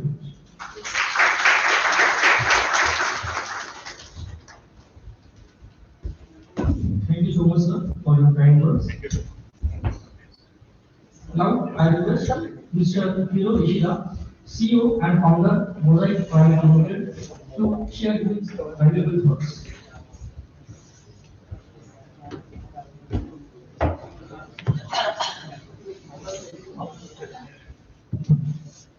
Hi, good morning, everyone. Ohayo gozaimasu. Oh, who studied Japanese? No one? Who watching Japanese anime? Demon Slayer? Naruto? Shin-chan? Ah, okay, you guys know the Japanese culture, right? Okay, hi, my name is Hiro Ishida. I'm a Japanese. Looks like a Japanese? Yes? Oh, okay, thank you. Yeah, so, yeah, I'm, running for the Japanese language school. Okay, I'm living in India for 9 years right now. Okay, yeah, today I want to talk to you guys about your career. Okay, future career. We are teaching Japanese language, okay, but language, when you study language, it's not only the study language. That is your future career, okay, especially the Japanese language. Unfortunately, right now in Japan, we have a less manpower. That's why, that all the company looking for the foreign engineers. Okay, this is true. Not only there's 100 or 200 people, huge number of people they are looking for. Okay, previously the Japanese company hired Indonesian or Malaysian or the Vietnamese. But now they are focused for the in India. You know why? Because you guys speak English. Japanese company won't make it global company. Then they need a multilingual engineer who can speak English and then Japanese. Okay? So that's why if you study Japanese, okay, you will get a good opportunity, work in all over the world. It's okay if you want to go to Japan, you can find a job in here, especially look at the Pune, Japanese company here. And then right now, lots of Japanese company come to Pune and then start, company in here. So if you can speak Japanese, of course they will hire you, right? Compared to who cannot speak Japanese, they want communicator. Because most of the Japanese people cannot speak English. So you guys become like a bridge engineer, Japanese company to Indian company. And then also, Japanese company, they have a branch all over the world. They are also looking for the machinery engineers. Okay. I already dispatched 98 students in Japan already. Okay. Some students, when they go to Japan, after that, US company or European company, they are headhunting because they can speak English, Japanese, and then do have a technical skill. That's why, Japanese language, when you study, this is not the only the communication tool. That is your future career. Okay, you can work, all the world. So, 98 students, since 2018, I dispatched to Japan. Only the 5 people back to India. The reason why, that maybe, the family issue or health issue. But 93 people still work in Japan because they like it in Japan and then they believe that the more successful. Okay. Most of the students, they are around the 28 and 29, since they are in the 60 years already. Okay. Most of the people, they are salary over the 1 crore already because every year they are successful. Okay, so this is a chance. But one thing you have to consider, when you go to the Japan, you worry about different culture, okay, different food, different people. Okay, even that in Japan they have a lot of earthquake, right? But if you too much worry about, you cannot get a good chance. Of course, in Japan, even that 2 days back, they have a big earthquake. But anywhere, okay, something happens. If you want to get big chance, you should try to, to do it. Okay? And then India and then between in Japan, deeply, our culture is a very, very similar. That's why lots of Indians, when they go to Japan, they are very comfortable. Look at that our religion is very close. Japanese people believe million of the God. This is our religion. Okay. Your religion also looking for the God of God. Right? This is only Indian and then the Japanese. Okay. When we go to the Japanese temple, some temple is in the Sanskrit language over there. Okay. Maybe our roots from India. You know the karate. That's from the India. Okay. We just modify and then we change the name and then karate. That's root is from the India, right? So lots of the culture is a very, very similar. Okay? Used to be, we didn't, eat that in the, cow as well. When the American people, they come and then they provide, you can eat it. But before, we didn't eat it. Okay? So, that's food culture also very, very similar. That's why lots of people, when they go to Japan, stay longer. And then Japan is a very, very safe country. Okay? And then the hospitality is the top of the world. So, you don't worry about that. And then now, in Japan, they have a big Indian in the society as well, community is there. Okay, more than 60,000 people living in India. Okay, now it increase the number. When you go there, if something happens, the Indian society will help you. Even my, the ex-student, army, 100 people living there. If something problem, we can help, we can support. So, if you think, okay, one get good career,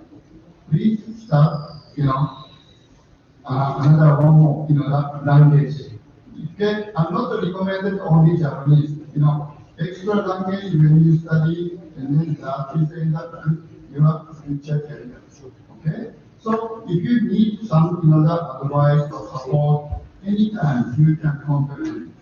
Okay, you understand? Okay, so today, it's thank you very much for inviting me to this, such a great event. Okay, thank you very much.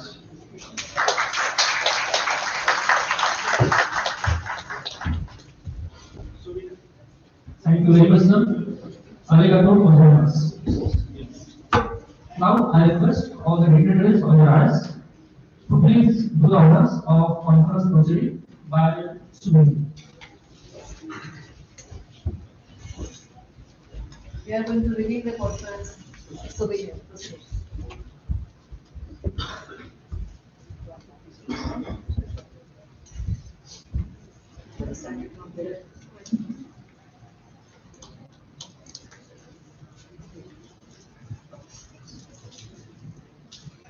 How long will it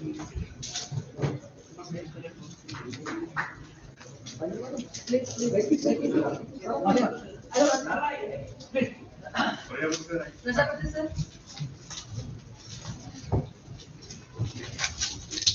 Mr. Avakil, please join sir.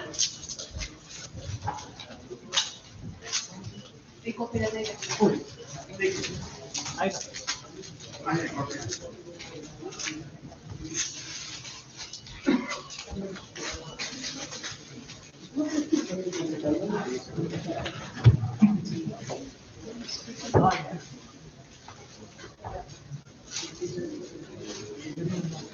Does everyone like this first clip? Congratulations to the organizing committee and all.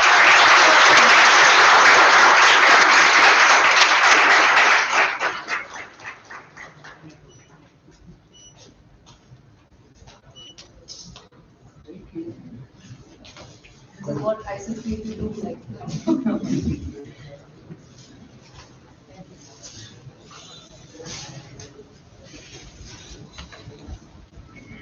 It's an honor and privilege for Delhi State to be the part of the ceremony honoring Dr. Sajjan Sir, Dean Academics D.2 and General Chair of ICCET from its inception year till today on the occasion of his superannuation. His journey starts from 8 September 1990 when Sir has joined Dr. PVVT Iccet and Engineering as a lecturer in computer technology, and today he has reached his superannuation as Dean Academics D.2.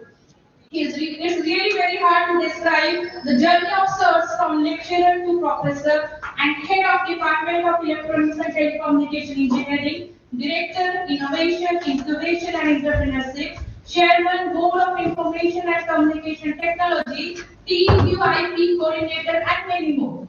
Sir has completed his BE, then ME in Electronics Engineering and PhD in Signal Processing from IIT Delhi. Sir has started his career in education field from the year 1990, then joined STD College of Engineering in the year 1991, and then joined D.2 in the year 1996.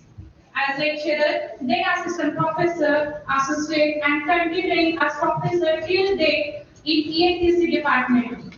He has great contribution in the field of research with 100 international journals, 70 international conferences, 50 national journals, 50 national conference, 3 published books, and currently guiding 11 PhD scholars.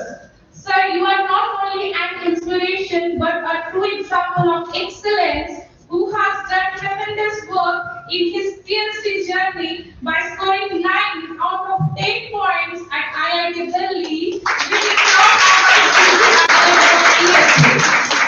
thank you, sir. Requesting Dr. R.K. Jain, Honorable Vice Chancellor, Ajit DY Patil University, to felicitate Nalwar sir.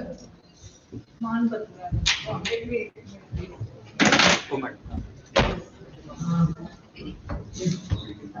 Still reveal the please.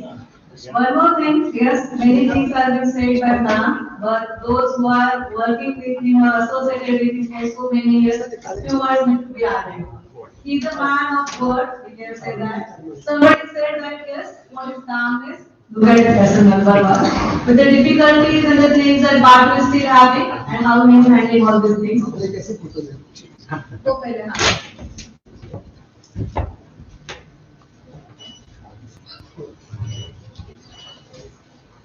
It's called as a Manapatra that we are very, very happy to provide it to you, sir, or say, give it to you. It's something that you have remarkable journey that he has done over the years of service, and we are the one who have witnessed it as well.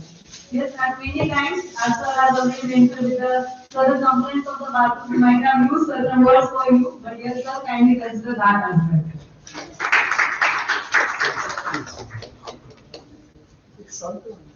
Yes. Hello, put up.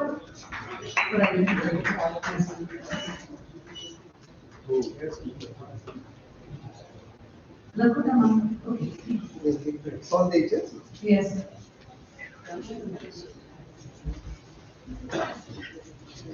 We can say that with one word that many his PhD students are witnessing this event. All the Batu affiliated colleges are joining to the live session right now, and everyone just want to say gratitude for everything that you have served to the Batu as well as you are mentor to all of us. Yes. Here we can say that he is a person who has shown it. वजूद कर्मों से होता है, किसी के नजरिए से नहीं. I do that.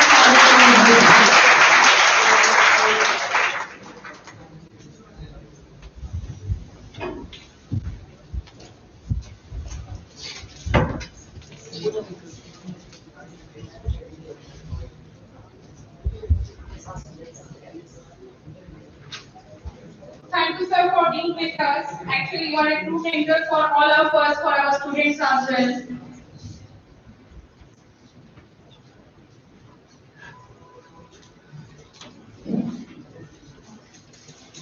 No event reaches its successful conclusion without the collective efforts of the team. Or to express our gratitude, I like to invite Professor Vaishali Bag ma'am, Assistant Professor TVCOA, to deliver the vote of thanks.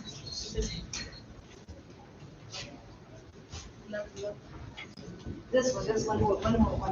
Yes. Sorry to again interrupt and say have it in this way. One more thing that I should say here before we go for the vote of thanks, because after vote of thanks it will be the concluding of the ceremony. As I just mentioned, being the first year of DBCOE, still this team has worked very well. Everyone just would have seen me as a face, but yes, behind me there are so many hands over working, and that's the reason I said that exhausted team. So I just want to say a thank you, a word of praise to all of these unsung heroes, those who are behind the success or whatever things that we could see here. So I would like to say, committee by committee, I expect my team to come forward and express, accept the gratitude that we would like to say, thank you that from the team management as well as from the team debate for the success of this conference. Let me start with registration committee. Please come forward. आप नहीं करना है sir. आपको सभी नहीं करना है. Just to say that he is doing well. First committee, आप ही लिखिए सर. Start with that. ठीक है. All volunteers.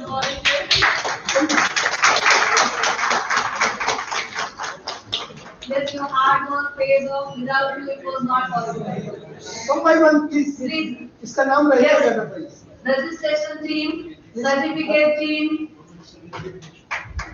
technical team, the innovation and the solicitation team,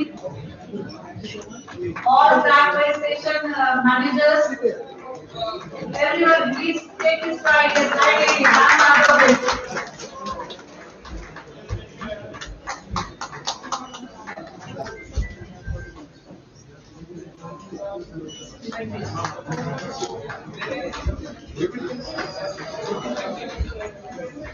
Yes, please. And it's just a thank you. And you have to keep it up.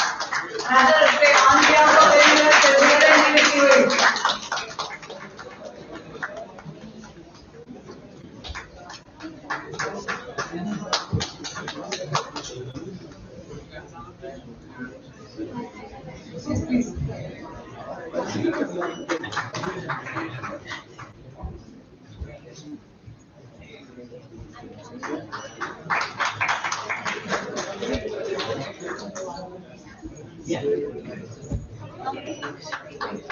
Just answer. Vishal. Ajay sir. Virendra sir. Please take it, everyone. All of you work really hard.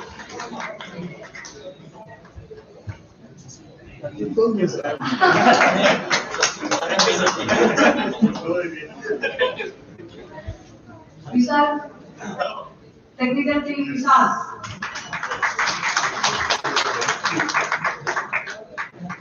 कोणी राहिला असेल तर मित्र बोलू नका. Yes,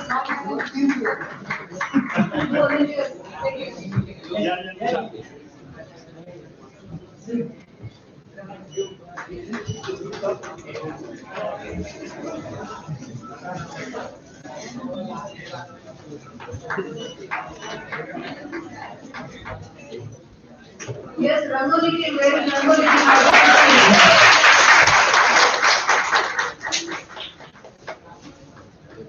Divya.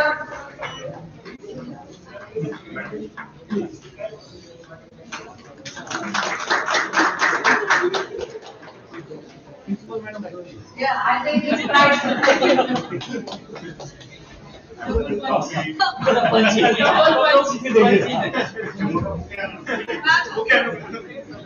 Yes, thank you, sir. Thank you.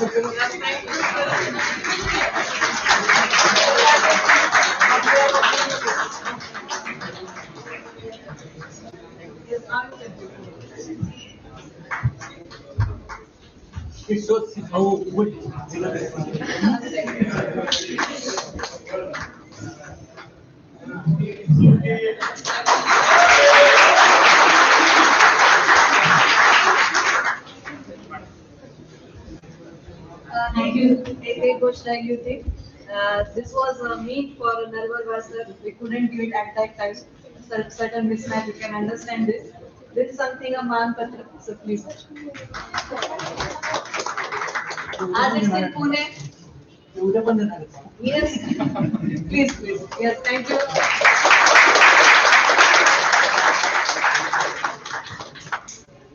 Yes, please, sir. Thank you so much. Thank you so much, sir. Thank you so much, ma'am. Respected dignitaries on the dais, honorable members of the management, esteemed deans, directors, principals, professors, and industry experts, dear faculty members, delegates, research scholars, and students. Good morning to one and all. It is my privilege and honor to propose a vote of thanks on behalf of National College of Engineering and Sri Gajanan Maharaj Shiksha Prasarak Mandal, Pune, for the inauguration ceremony of ICC ET 2026 International Conference on Computing, Engineering and Technology. First, I express my sincere gratitude to our chief guest and dignitaries,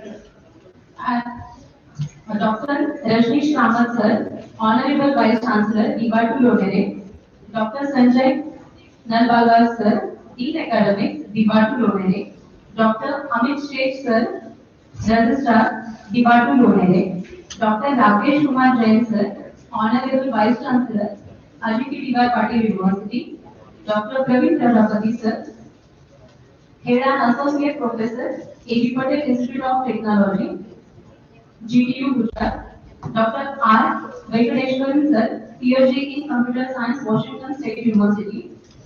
I express my sincere gratitude and respect to late Vilasrao Tambe sir, founder of Sri Gajanan Maharaj Shiksha Prasarak Mandal. I also extend my heartfelt thanks to the leadership of Sri Gajanan Maharaj Shiksha Prasarak Mandal. Also, Honorable Shri Vishal Vilasrao Tambe sir, President of Sri Gajanan Maharaj Shiksha Prasarak Mandal. Also, Honorable Shri Vaibhav Vilasrao Tambe sir, Secretary of the Sri Gajanan Maharaj Shiksha Prasarak Mandal. Shri Mayur Dhamale sir, Treasurer of Sri Gajanan Maharaj Shishya Prasarak Mandal. Dr. Rajiv Patil sir, Administration Director of Sri Gajanan Maharaj Shishya Prasarak Mandal. My sincere gratitude to our eminent guests and academicians. Dr. Brijesh Iyer sir, Professor and TPC, Department Lodene.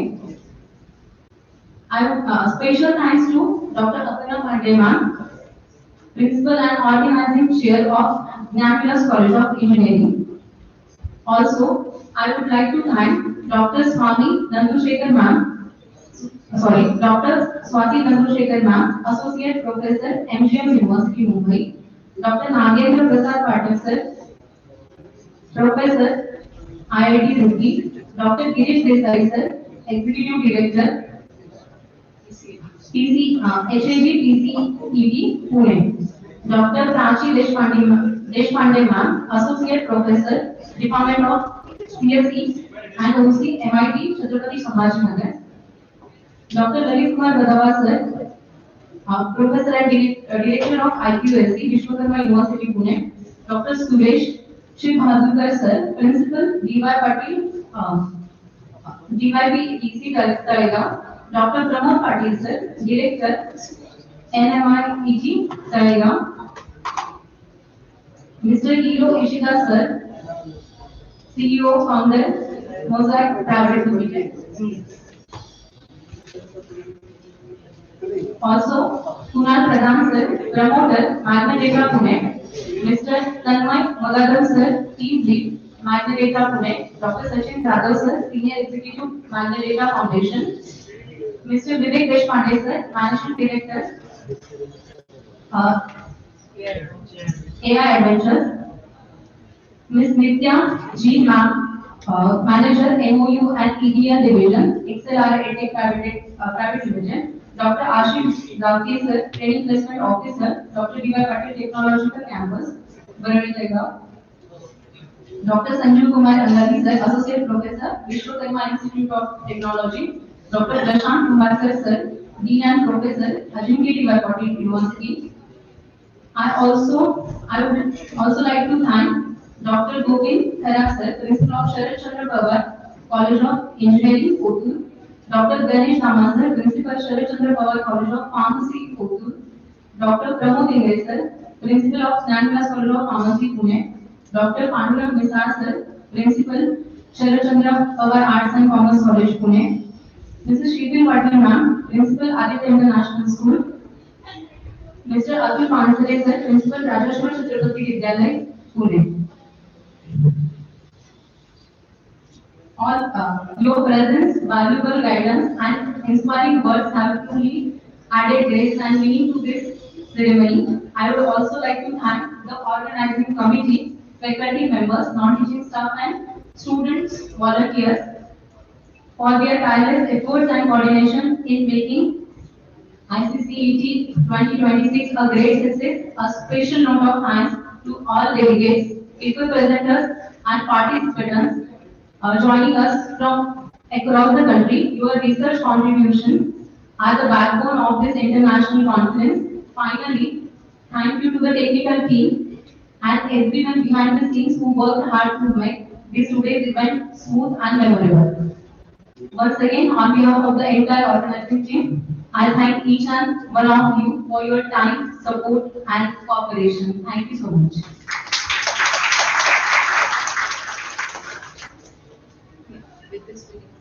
Now, I would like to request you all, please join us for university song followed by the national anthem.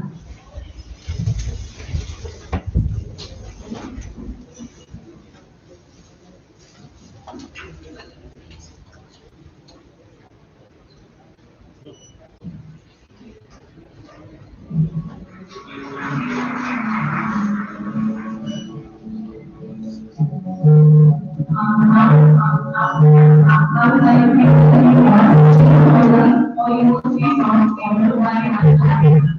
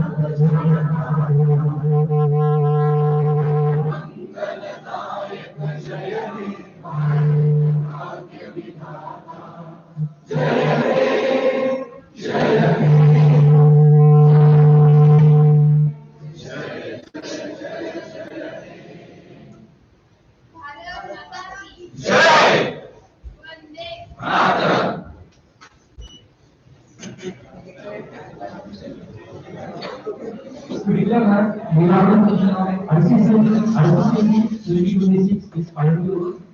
Now, I request all the dignitaries to proceed from the bench. We will have a short break of 5 minutes, and then we will be starting with the 3 minute speech patterns.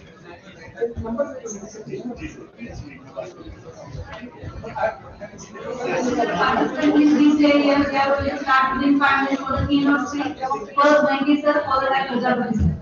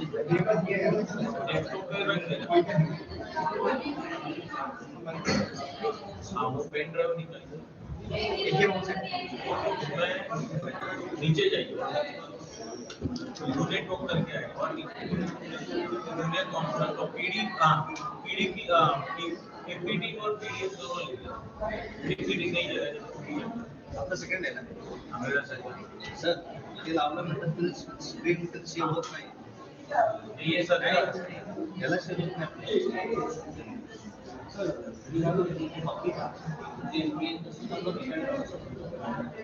I mean, if I use my laptop, it even easy for you to navigate. But you can use your laptop. You are on streaming. ठीक है sir वो मैंने बताया कि आप copy कर सकते हैं उन्हें ड्रॉप करके सर क्या करना है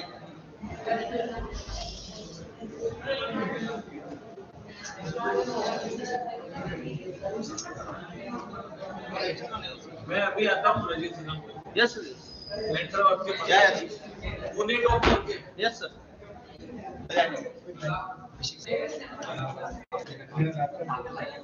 दोन मिनिट चालेल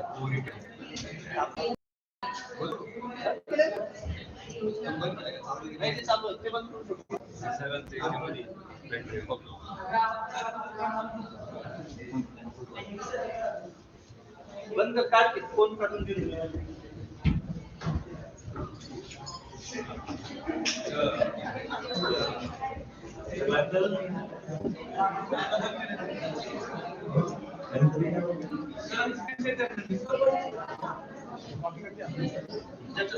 इधर ये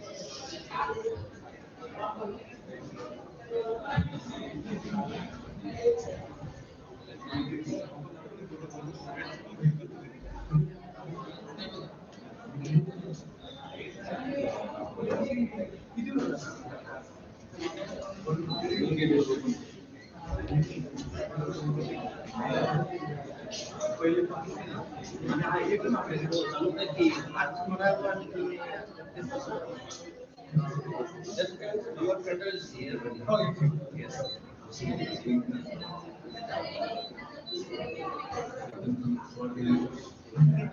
can open PDF. We have animations also.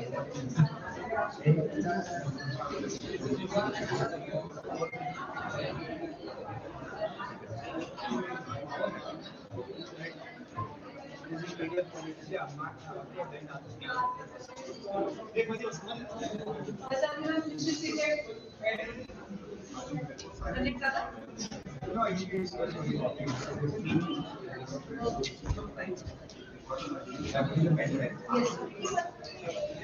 My apologies that you couldn't complete with the time.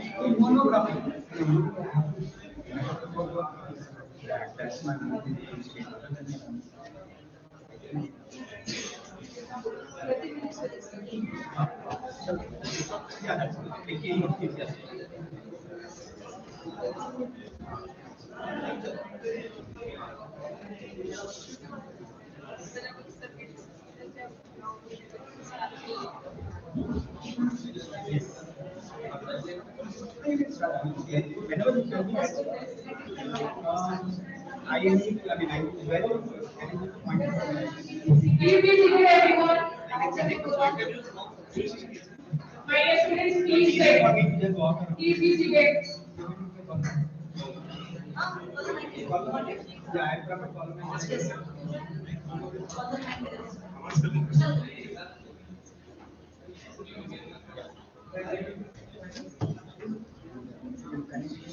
When I follow my goal. Thank you. Yes. No,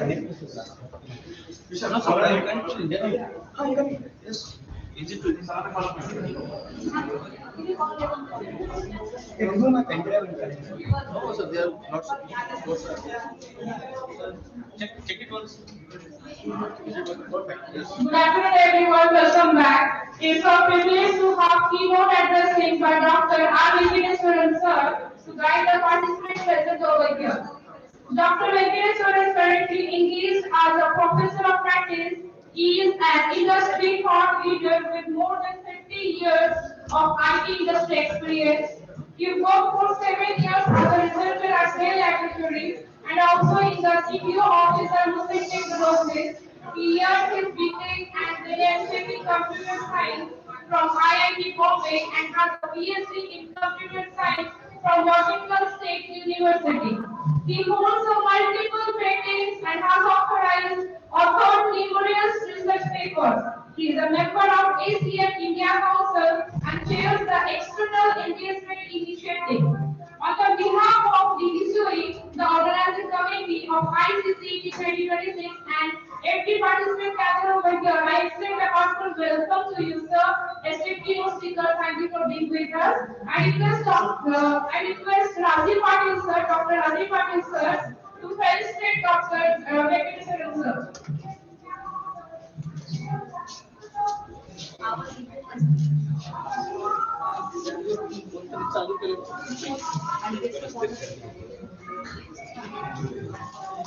I also request Amanda Mandala to join us. Thank you for being with us, sir. I request Dr. Venkateswaran, sir, to deliver the keynote address. Thank you, sir.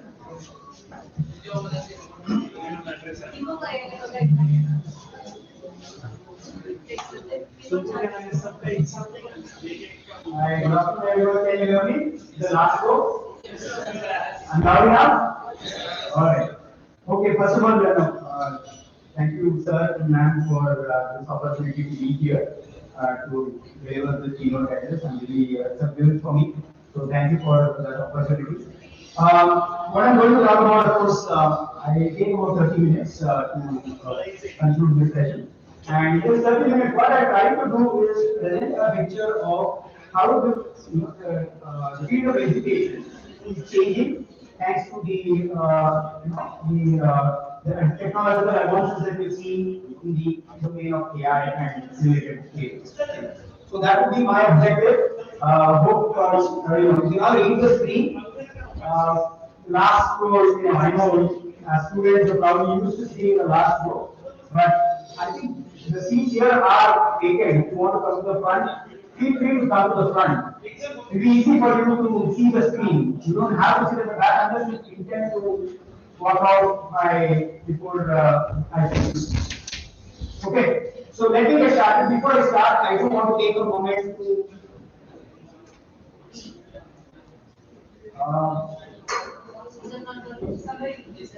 no, it was working just now. I don't suddenly what happened. Can you just check? Just check if this voice is I think you just have to click on the screen once. So just click on the screen once and it will stop working. Because of the share, right, it went into control went out. So you just have to click on the screen. Click on the screen. Yeah, just click on it and put it up in slides for more. Yeah, thank you. All right, so let me first, before I start, I do want to kind of acknowledge what I am presenting here. I have picked up a lot of material from the internet, and also I have made use of the tools that are available. You know, to be unfair or not appropriate, because I advocate a lot of AI tools and then not use it myself. At the same time, I do want to say that yes, while I use the AI tools, the content, the thought process are mine. I have used the tool as an assistant for me to help me put this presentation together. With that out of the way, let me start with, talk about three scenarios, okay? Think about students who graduated in 2018, okay? Data science was very popular then. People, the students who graduated in 2018 did pick up a lot of knowledge about Python, data structures, technologies related to that. Who has another core CS subjects, right? They're very, very knowledgeable. They have now 7-8 years industry experience, and they are really valued for what they give. Okay, so what are they valued for? They are valued for what they know. Contrast that with student who graduated in 2024, some of your seniors, right? What are they valued for? Of course, they also know Python, data structure, operating system, core CS knowledge. But by the time they graduate, they have picked up how to use some of the AI tools. So they learn to use the tools and build that. Okay? So they are valued for what they know and how they are able to use AI. This is a student who graduated in 22. Now think about you all joined this institute in 25, I believe. So you graduated in 29. Think about a student who graduated 1 year before you, or senior, one batch senior than you. Then they graduate in 2028. They not only know Python, data structure, and all the core CS subjects, they also are able to work with AI tools. Okay, when I say work, it's not just knowing the tools. It's not just about knowing that, okay, there is a tool called Gemini, there is a tool called ChatGPT, there is a tool called Claude, and so on. They are able to work with to solve real complex problems. Okay, so they are valued for the problems that they can solve using AI. Your batch here is very, very lucky that you are now getting an opportunity, you are starting your engineering education when AI is already evolving. So definitely you will benefit a lot from what AI has to offer, and it's up to you to see how well you can use AI, not to solve simple queries and not just looking at AI to help you with small queries or small prompts, more about how you can use AI to solve complex problems. Okay? And that's the value that you will bring when you graduate. So the new workplace, when you graduate, the new workplace, what they are looking for and how they reward people is those who can ask good questions. Okay? Those who can not just take the AI output at face value, are able to validate and verify that the AI has actually generated the appropriate output. As you may have experienced, AI tools can hallucinate quite a bit today, right? And that's not going to go away because it depends a lot on the context, the prompts, and everything. So while the tools may evolve and become better and better, still there is a very good chance that they will not give you the exact output that you want. So your ability to use the tool, to validate and verify the output that comes from these AI tools is going to be very, very important. And that's what the workplace will be looking for. More important is how well you are able to collaborate with the AI systems to solve the problems, automate repetitive work. Nobody likes to do repetitive work. It's boring, it's mundane, and industry does not want to pay you for doing repetitive work. They want you to use the tools to automate what you can, so you make yourself redundant in some sense. But that does not mean that your job goes away, it's just that your contribution elevates itself in the workplace. And last but not the least, is your ability to think. Okay? That's what differentiates human and machines. While we say that yes, machines are thinking, actually machines are not. They are really producing output based on what they have been trained. But where humans come in is their ability to provide the context, the ability to think along in the context that they have been presented the problem with, and that's what differentiates us as humans. Okay, and our ability to apply judgment. AI tools are not going to do that. AI tools will output based on what we have given them in the context. It just output something which is what we call as machine like, right? But the ability to apply the human judgment on top of it is what we want to differentiate us from machines. And that's a very important differentiation. So the question that comes about this, AI can do everything. You can explain, you can write the code, you can automate, you can do a lot of stuff. Where does the human come in? And that's where the judgment part is what is going to be used. So moving on, how do we present ourselves for today's reality? Is somebody waiting at the lobby weekly admitted? Somebody has to sit there and make sure that all the guests are admitted in the room. Okay, so how do we prepare? This is the today's reality. So let's try to understand today's reality. In the moment you click that, right, my control goes away.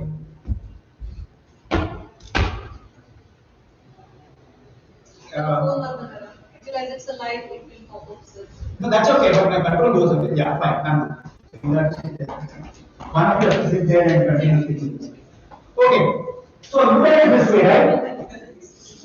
The human lifespan is going up, right?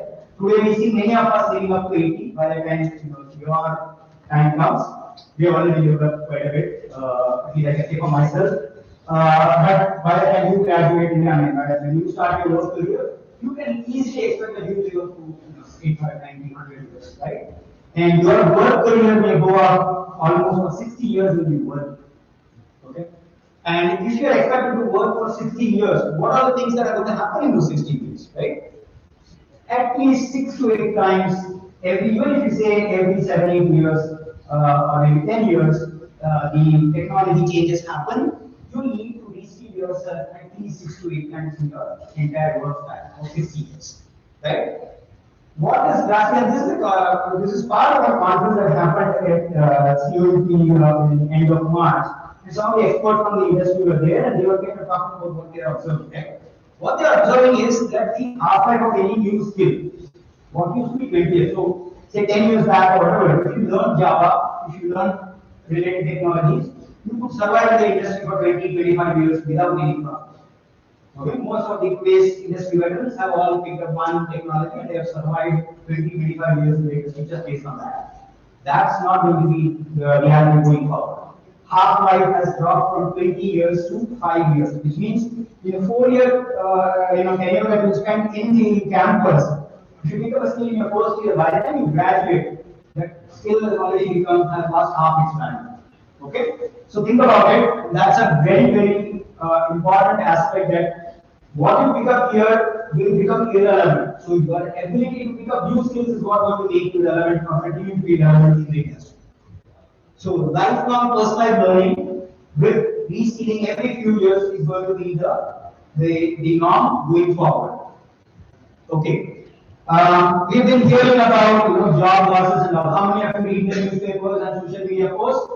Everybody hears about losses, layoffs, no job for freshers. Are you worried? Yes? Okay. So let me give you some more different perspective on that. Yes, it is worrisome, definitely. But if you see the NASCOM NITI report that came out just 6 months back, January, there is an expectation that we need to create at least 100 million new jobs by 2035. It's not very far in the next 9 years. Okay, 4 years out of that you will spend here, maybe 3 years out of that you will spend here. So in about 7 more years, you will see that the marketplace or the workplace is going to open up 100 new jobs. Roughly 8 to 9 million jobs every year. Okay, now 8 to million jobs every year is not job. Who's going to fulfill those jobs? Who's going to fill those vacancies? Somebody like you, right?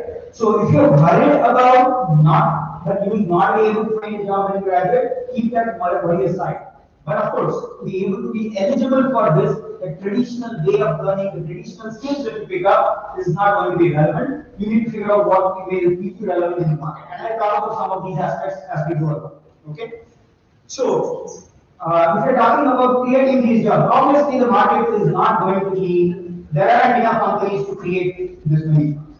So there's going to be a renewed focus on creating jobs, which means renewed focus on entrepreneurs, on small medium enterprises who will create these 8 to 9 million jobs every year. I was very heartened to hear when the registrar sir was talking about 2% of their budget is geared to support entrepreneurship in Diwali. And if that is going to be the case, it's very heartening because we do need to see many more entrepreneurs coming out. So if any of you have been thinking about doing a startup, thinking about solving problems as an entrepreneur, this is the right opportunity for you because the technology is right, the marketplace is right to accept you. There is a whole lot of VC community ready to fund you. So the ecosystem is ready to support a whole bunch of entrepreneurs. So please keep that in mind. Don't just look at it as finding your first job for a large organization. See if you can be a job creator by starting on your own.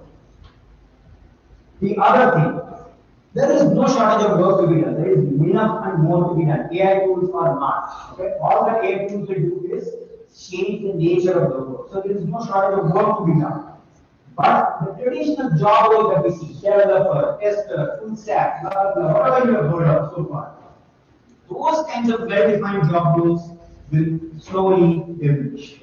Okay? They still be relevant today, but by the time you graduate in the next 2 to 3 years, it will probably become even more irrelevant. So if that is the case, what should you as student be really prepared for is something that I want to share.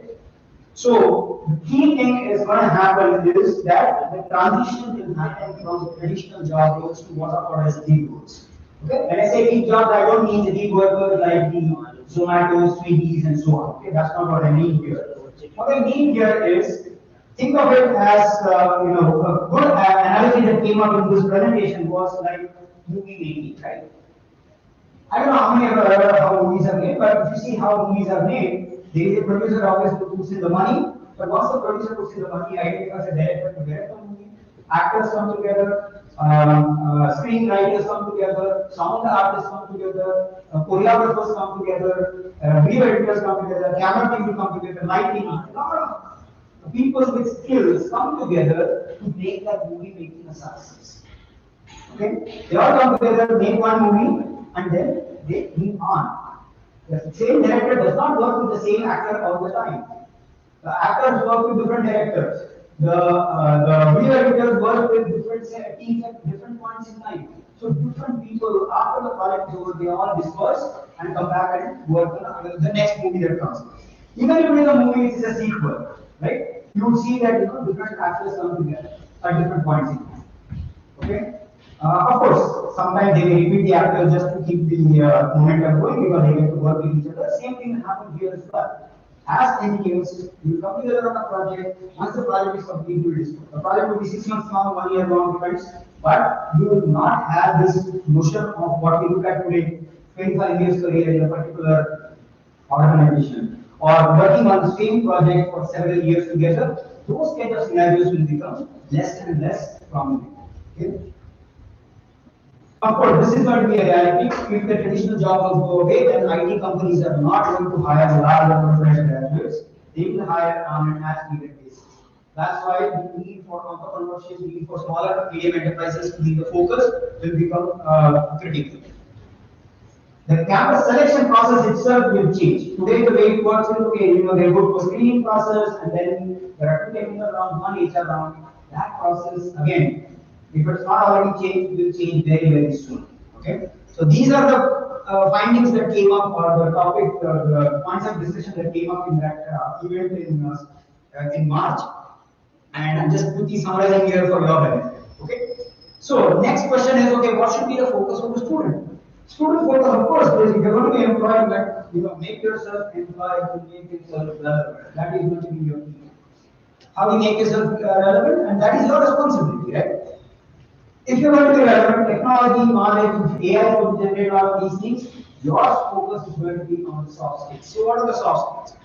Critical thinking. Ability to work, think, and work in an ambiguous scenario. Nobody is going to define the problem precisely and say you write 4 lines of code to solve this problem. Okay, that's not how it's going to work. What's going to happen is somebody will give you a problem with a very, very ambiguous scenario saying, okay, get in, okay, do the hospital, go figure out what is to be done. How do we improve the patient management system in the hospital? Or how do we improve the patient outcome in a hospital? How do we support the nursing staff? Whatever. The problem will be very vaguely defined. It will be defined at a very high level in a very ambiguous manner, and it will be your responsibility to sit together, figure out what is to be done and solve it. Okay, so problem solving, and of course, to be able to do that, you need to figure out the chat, because when things are ambiguous, unless you are able to communicate the thought process, you'll be, find it very difficult to really solve. Whatever skills you pick up, you should be able to now keep moving. Because like I said, like the example I gave about movie, right? Now, every movie is not the same. So, photographer, cinematographer who can do an action thriller, the next day they move to working on a movie which is a very sad kind of a movie or comedy kind of a movie, you have a very different set of things to do. But the skills don't change. The skills behind the camera will not change, but how you present it is going to be different for one movie to another. Same thing is going to happen from one project to another. Your skills will not change, but your ability to put those skills or apply those skills to a different domain, different problem, different environment is what will be differentiate you from the rest of the batch. If you are to be successful, you have to learn to brand yourself. Create a brand for yourself. Everybody should know who is brand you, right? Your brand will speak for itself. Okay, people work with people whose brands are well known. And again, I don't want to kind of deliver on the point about the movie making, but you do know that there are successful actors, there are successful directors, there are successful screenplay writers, there are successful video editors. They are there because they have created a brand for themselves. They can go and pitch that brand to different directors, different producers, and still be successful. Different genres of movie they are able to work on, and they are successful because they are able to adapt to each and every requirement, and they are able to brand themselves. Because the skills will keep changing, the technology keep changing, you need to unlearn and learn, and that's a learnability becomes an important skill. That's what we're going to spend the next 2 to 3 years that you're going to be in the campus. These are the things that you need to focus on. Does the college provide you the environment to do that? Highly unlikely, given that you're part of a large university. The universities will not do, while they make their best effort, they still are going to be very difficult for them to be that member. So a lot of that responsibility falls on your shoulders to be able to do what you think you need to do to become relevant. We've been talking about NEP, raising interdisciplinary, multidisciplinary projects and so on. That is going to be key. Okay? Ability to use your technology across different domains, be it banking, be it hospital, be it logistics, be it any other domain, is where your ability to work on those kind of problems will be a key differentiator. So if you look at it, let's take Blinkit or Zepto or any of these, right? They have not taken away, the technology has changed, they have adopted AI, they have to create their own technology. For example, when they have to finish a delivery in 10 minutes, right? The quick commerce industry, they have to finish delivery in 10 minutes.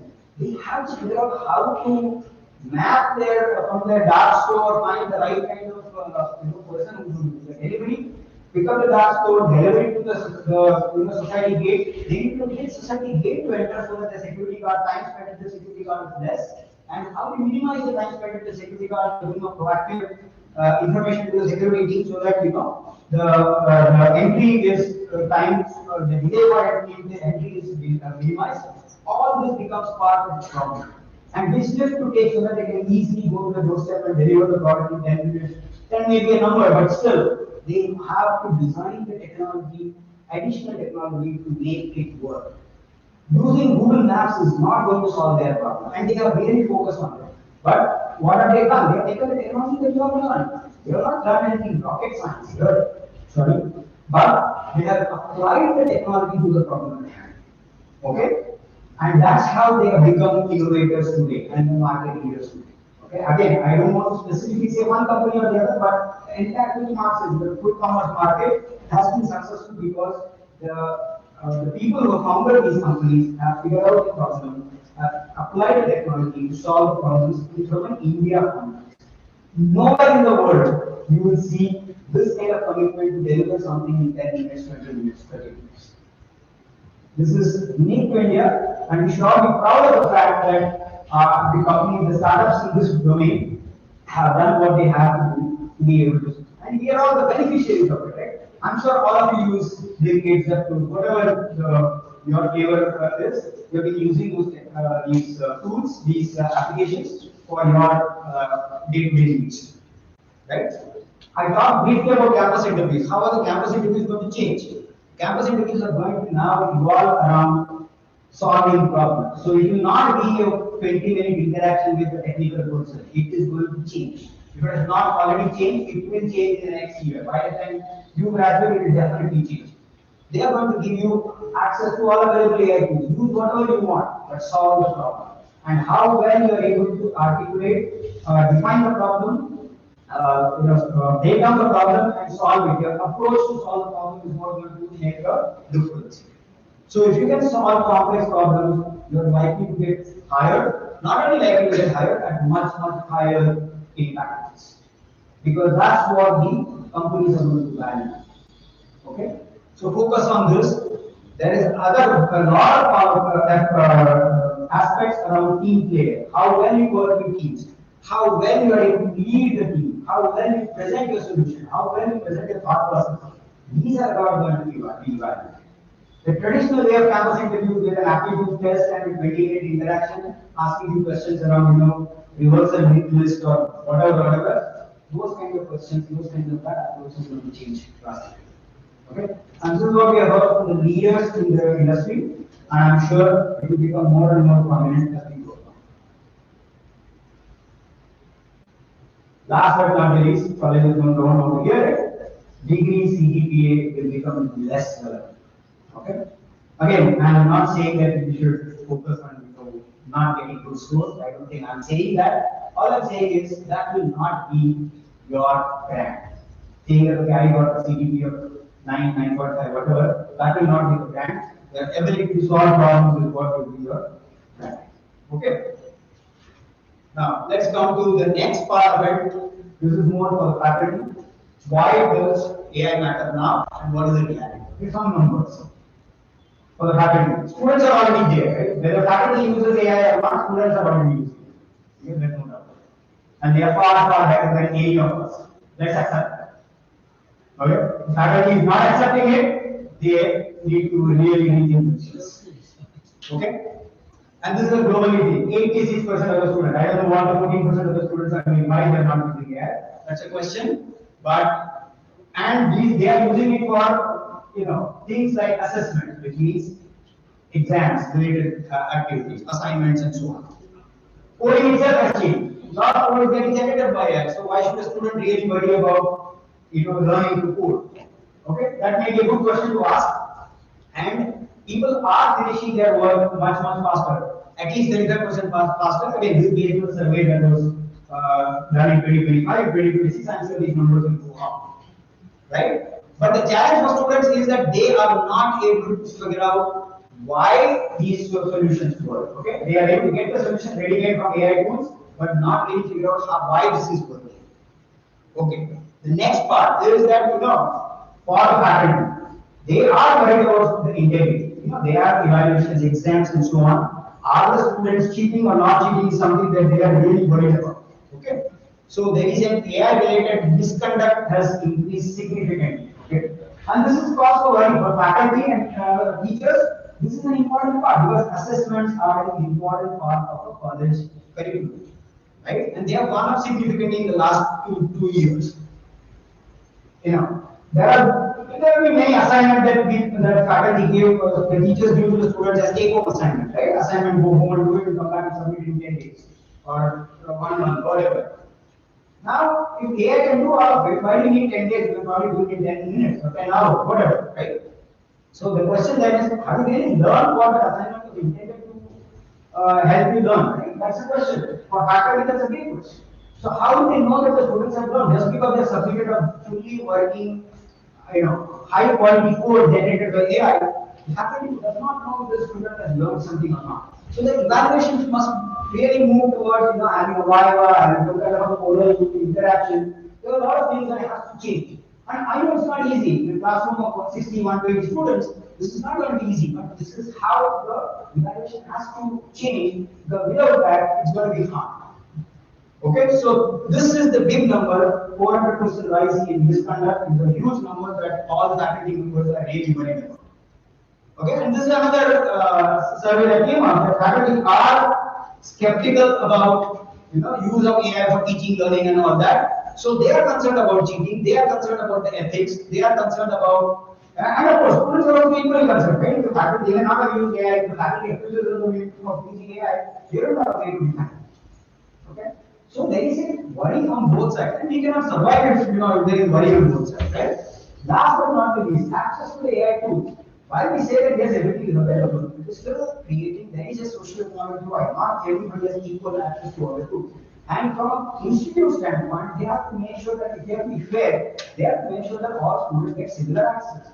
It's not that students with better access are able to perform well, students who do not have the kind of access are become victims of the same set of evaluation, right? When we say evaluation, it has to be fair across all the students. So that becomes a huge challenge. So basically, the model of education has to transform from the traditional way where you have a teacher who is teaching, giving a lecture to students, appear for an exam, and then get a degree at the end of the day. The traditional is that the outcome of any college education is a degree. Going forward, that will change.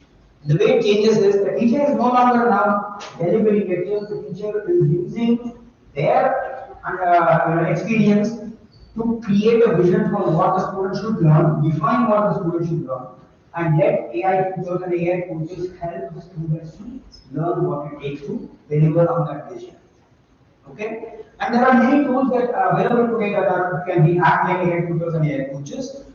The tutors have to then define real-world complex problems, not a simple problem like reverse a linked list or create a simple echo server and client server, echo server kind of solutions. Those kind of lab assignments become irrelevant because students will take hardly 2 minutes or 10 minutes to solve the problem. That doesn't help them to learn, doesn't help the teachers to also figure out whether the students have learned. Okay, this is going to be a challenge for the teachers, but like somebody said, I think Dr. Jain said that you have to adapt. If you don't adapt, you will become irrelevant as teachers. Okay? So for teachers, it's very important that they learn, they pick up and become more proficient in doing these things. Of course, where do they find the time? That's a big question. But the good thing is, AI is going to help them, whatever they are doing in mundane activities that they do today, AI can help them. If they're spending a lot of time in curriculum design, AI can help you do that. If they're spending a lot of time in, NBA, NAP preparation of documents for that, let AI work on it, right? If they're spending a lot of time on other administrative efforts, let AI help. So by using AI to help, the teachers can create time for themselves so that they can upskill themselves, be able to play this role of a visionary, of somebody who understands the problems at large, who can help students, guide the students towards solving those problems, and not focus on the lecture delivery. Content delivery is available, knowledge is available to everyone. Sorry, the last part is not very clearly visible, but it says that knowledge is abundantly available. Things like critical thinking, problem solving, teamwork, communication, these are the skills that students need to pick. These are the skills that the teachers have to evaluate the students on.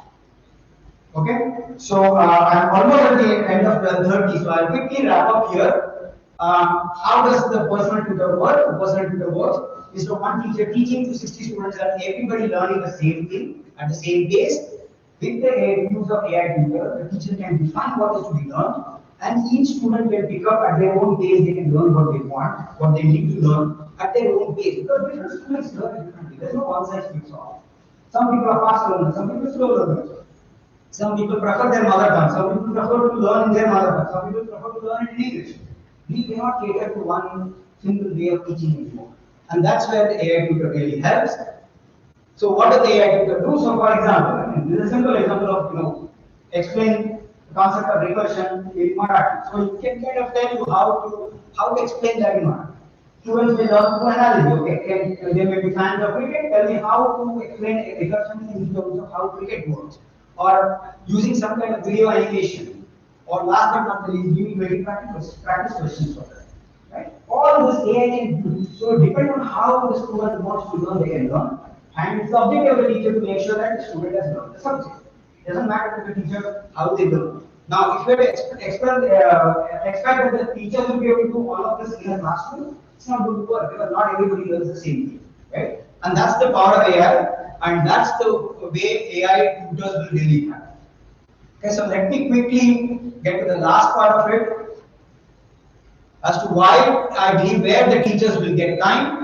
They can work on many things that in terms of their goal, they can really focus on curriculum assignment, all these things that are there, use AI tools for helping them to get the time that they need. Evaluation is going to be key. It's no longer simple, repeat what you learn from a textbook or what you learn in the class. Memorization-based learning goes away. It's more about evaluating them on how the problem has been addressed, how they decompose the problem, how they solve the problem, what kind of an algorithm they use, what kind of complexity, time, space complexity it brings in, how do they validate and how do they test. So the focus will change from remembering or getting a code that works to focus on the thinking and the reasoning part. Okay, so these are some principles of adopting AI in your curriculum. But the activity can't be ignored anymore. It is permeated throughout to all our lives. Can't be ignored. Fairness and equity must be the underpinning for this. You can't wait for stability. You have to adopt it now. Yeah, next 6 months down the line, the tools will evolve, but you can't wait for the tools to evolve because there's no end goal like that, right? Tools will continue to evolve. So you need to have policies in place, and it's very important to also know this, right? It's okay for teachers to be suspicious or a little bit reserved or conservative about it because they have to be cautious. The skepticism is important. Skepticism does not mean that you are resisting the change. All it means is you want to make sure that when you adopt a technology, it is fair to the students. End of the day, this is the student-centric domain. Education is student-centric. You have to make sure that there is enough of student that comes. Okay, I'll move on from here.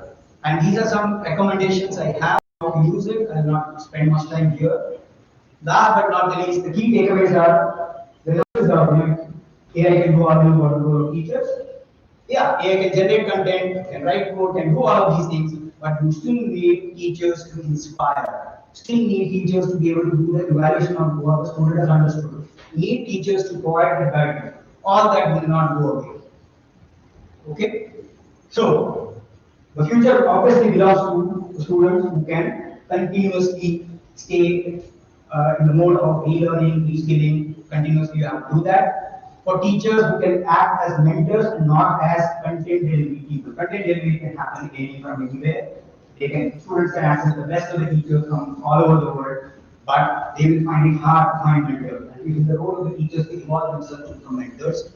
For researchers, you can use AI tools to help in your research, and for institutes to really adopt AI and innovate, provided stay within the ethical boundaries. Don't do anything which is unethical. So I do want to conclude here saying, yeah, the future is bright, future is changing, but you can't wait for it, right? The journey has to start, and the journey has to start today. Only then we can move towards the bright future. I did have my email there, sorry that email is missing. But yeah, if you have any questions, happy to take it. Otherwise, you can always write. I'll be happy to, if you write to me, I'll be happy to respond back to your questions. Thank you very much for patient listening. And telecom sirs addressing with we get to know that but still we will become mentor for our students so that they a great path and they will ahead in this era of AI. It's a great opportunity for all the participants present over here to get another chance of keynote addressing by Dr. Praveen Prajapati sir.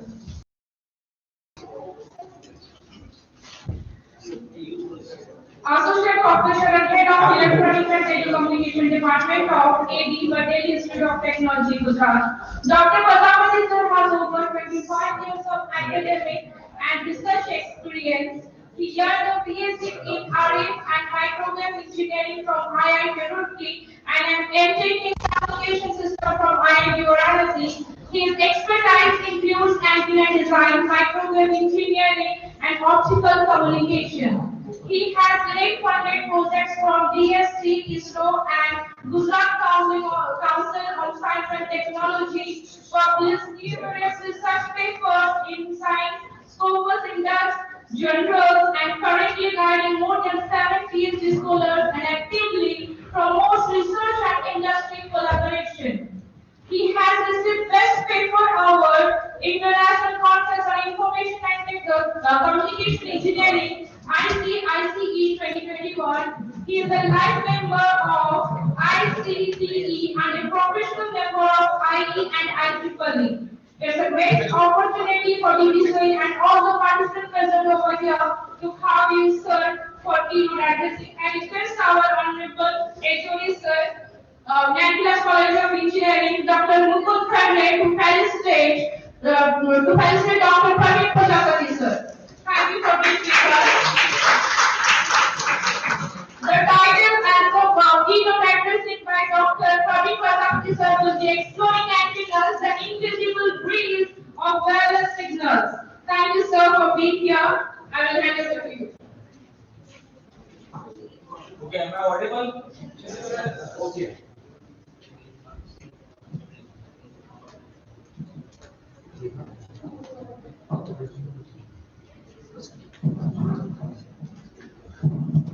Hello. Am I audible? Okay. So the title of my talk is exploring antennas. That is a very much important component for the communication. Let me introduce myself. I did my PhD from IIT Roorkee in antenna design in 2015 from IIT Roorkee. After PhD, I received one project of a design of UWB antenna for the high gain for the Bujko agency.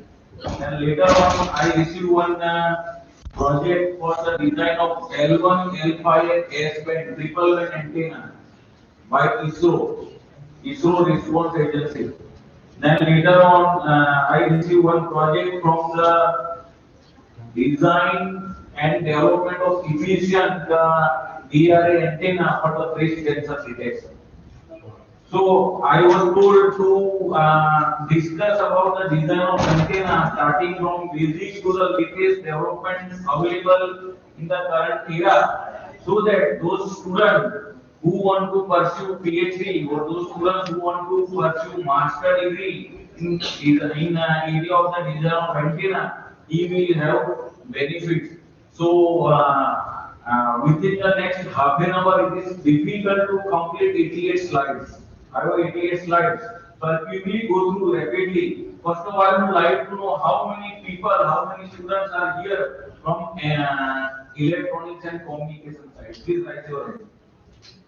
Okay, only 4 students. So that's why I will go starting from what is antenna, what is its characteristic.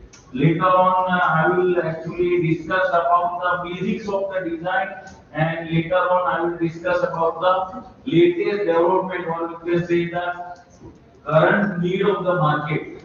And those persons who want to write, especially faculty who want to write the project for the ISRO response agency, then what is the need of the ISRO in current era? That will be the final conclusion. Please next. So antenna engineering is one of the trade of engineering. Means you require, see, trade-off means you require the fast system, you require the accurate system, you require cheap system. But you will not get everything, all the three casting in one. You may select fast and accurate, but it will be costly. Or you may select accurate and cheap, so it will not fast. Or you will select fast and cheap, it will not accurate. So you have to compromise. You will not get everything in one design. Similarly, antenna is also one of the, you can say, trade-off engineering. So, as per the customer need, as per the requirement of the system, how best you can give to the customer, that is the antenna design. Please next. So, desired cases of antenna is you require the wide band, antenna must be compact, and antenna must have very good high gain. Okay, and it must be the efficient. Next, but here there is a trade-off that you will not get all the casting within one antenna. Okay, so again, I definition written because of limited time. I am not going to go in detail, but everybody wants high gain. High gain means you can transmit your signal up to the longer distance. Polarization, CP antenna is very decent antenna used in your design of the mobile as well as laptop. So polarization design of the CP antenna is little bit complicated as compared to the linear antenna. Bandwidth, you require the more large bandwidth, but some applications you require narrow bandwidth so that the external noise will not comes in picture. Antenna size. Nowadays, any electronic equipment size is very much important. Size becomes as compact as possible. But here there is a trade-off between size and gain.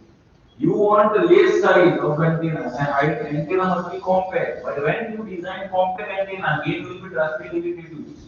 So you require high gain and compact size.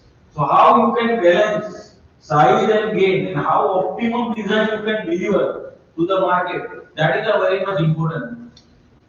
So these are the design characteristic antenna design. You have to select the board side, you have to select the range must be high. You have to select the actually size of the radiator. Next, you please admit one person is waiting in the lobby. Then the antenna design, you have to select the, you can say antenna pattern, antenna itself, the component which have reciprocity behavior, elevation, design pattern, that is very much important. Next, so I quickly go through because total slide 88 and I have to complete my lecture within 30 minutes. So I don't go in detail. Bandwidth is very much important. Dipole is one of the actually types of the antenna. So types of the antenna is also one of the important. And antenna type selected as per the application, as per the customer requirement. Next. Next. Again, antenna design gain is important. The side lobe must be as minimum as possible. Okay. Antenna range must be high. Next. Now there are actually major classification is you can say planar antenna and non-planar antenna. Whatever antenna you are used for the DTH, that is a parabolic antenna. So that is a non-planar antenna. And whatever antenna available in your mobile, that is a planar antenna. Whatever antenna available in your laptop, that is a planar antenna. Whatever antenna used in the satellite, that is a planar antenna. So my actually area of interest is the design of the planar antenna. The second name of the planar antenna is the microstrip antenna. So microstrip is a very common actually planar antenna. It is a printed antenna. So here in this microstrip antenna, you have one high frequency substrate. In on a high frequency substrate, one radiating element is fabricated just like the printed circuit board, and by using the different feeding technique you just excite the radiator, and as per the design, as per the required frequency, you select the elevation of the antenna and you will get the desired frequency, you will get the radiation at particular frequency. Next. So here you can see this is the simple antenna, reticular antenna. That is the substrate which have white edge. Substrate have dielectric material, specific material selected which have permittivity epsilon r. And obviously you have ground to make your current path complete. And there are different shapes, whether it is a circular shape or elliptical shape, rectangular shape, or you can say square shape or dipole shape. Remember here these are the regular shape, and to design the actually required frequency using the regular shape, you will get the ready-made mathematical equations. You just write down the resonance frequency, the software will give the dimensions. Okay, so design of the regular shape is very much important. Regular shape antenna is very much easy as well as important, but nowadays this is not the need of the current era. Design of the antenna which is compact as well as which need the actually fulfill the current requirement, which have high efficiency. Okay, and one antenna serves the multiple applications. That is the need of the current era. Next. So as I told that here microstrip antenna conducting material, generally copper is used. Okay, gold have high conductivity but it's very costly. So gold you can avoid. Next please. So this also I discussed. Next please. So here generally in antenna we have to take the permittivity must be as low as possible. If permittivity is low, then the capacity of grab the electric field, that efficiency is actually high. So antenna can radiate more and more energy into the atmosphere. Next. So here low permittivity dielectric material generally used, but here the low permittivity dielectric material is very costly. Nowadays, FR4, which have permittivity 4.4, it is very cheap. But FR4 have also little bit high permittivity. So those dielectric substrate which have permittivity 2.5, okay, and 3.5, that type of substrate is used, and that type of substrate generally used for the design of the antenna. Next. So here, this is the, you can say, basic geometry of the microchip antenna. So you have ground as well as you have the substrate and you have the fine metallic patch. And here you have to give the feed. You have to excite the antenna so that it will radiate into the atmosphere. Next. So the application of microchip antenna is in aerospace as well as in obviously mobile phones as well as you can say personal communications, in laptop also, in satellite also. This is the main application of microchip antenna. Next. So this is the one actually antenna, fabricated antenna, microchip antenna. Next. So the advantage of microchip antenna, as I told you, that microchip antenna have very compact size as well as very lightweight. It is actually less expensive and robust, as well as the actually integration antenna with the other RFID component, that is also very easy. Next. But every system have disadvantages. So disadvantage is also there. The main disadvantage is bandwidth is limited. Now here efficiency is poor because of the actually loss occurs because of the surface waves. And actually there is a trade-off relationship between the gain as well as the size. That is common whether your antenna is a planar antenna or non-planar antenna. Next. So these are the regular shape microchip antenna and ready-made mathematical modeling available in open literature. So you can design antenna. Next. So to design antenna, actually two are the major simulator software. One is the CST Microwave Studio, other one is the HFSS.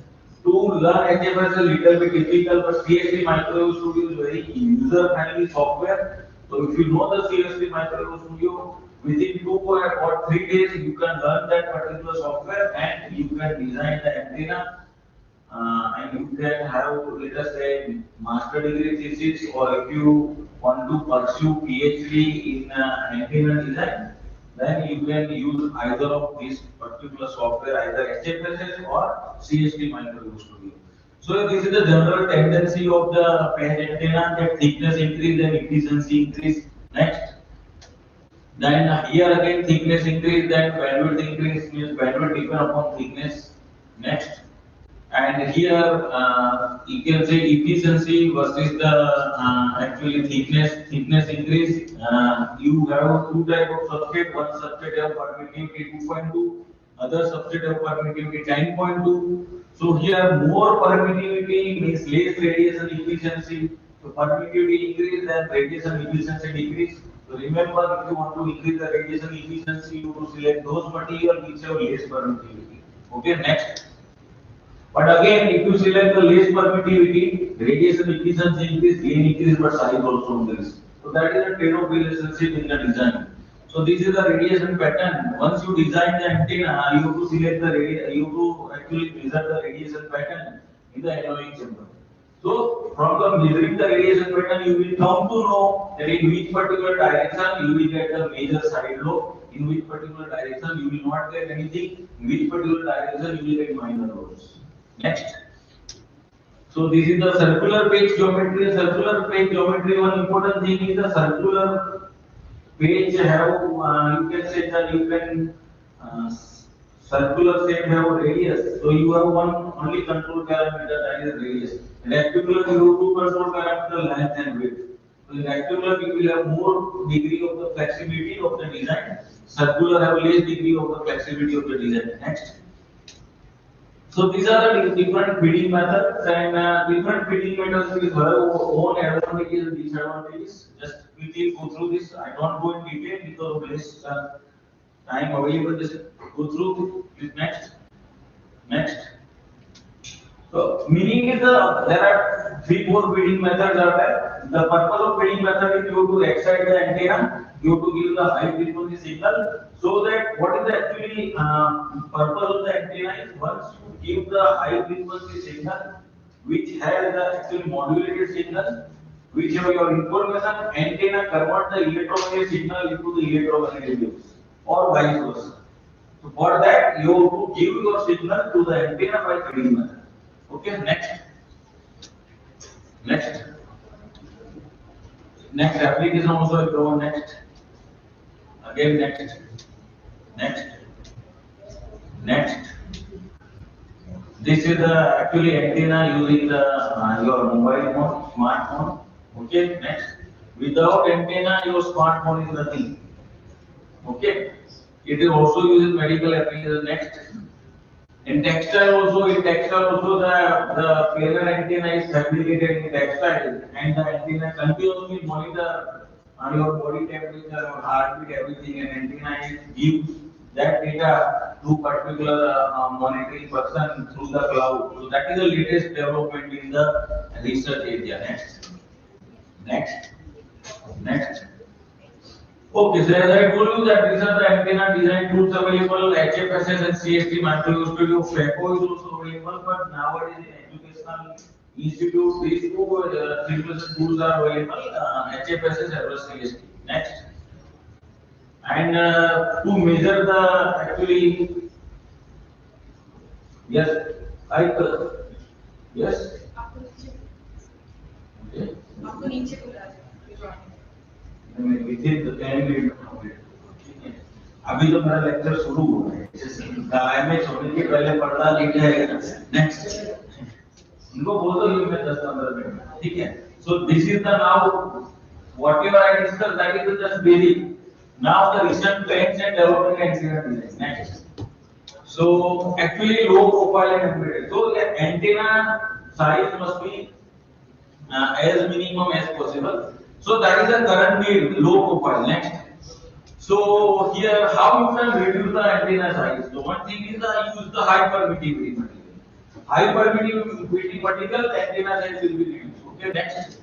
But the high permittivity material, if you use high permittivity material, then gain will be reduced.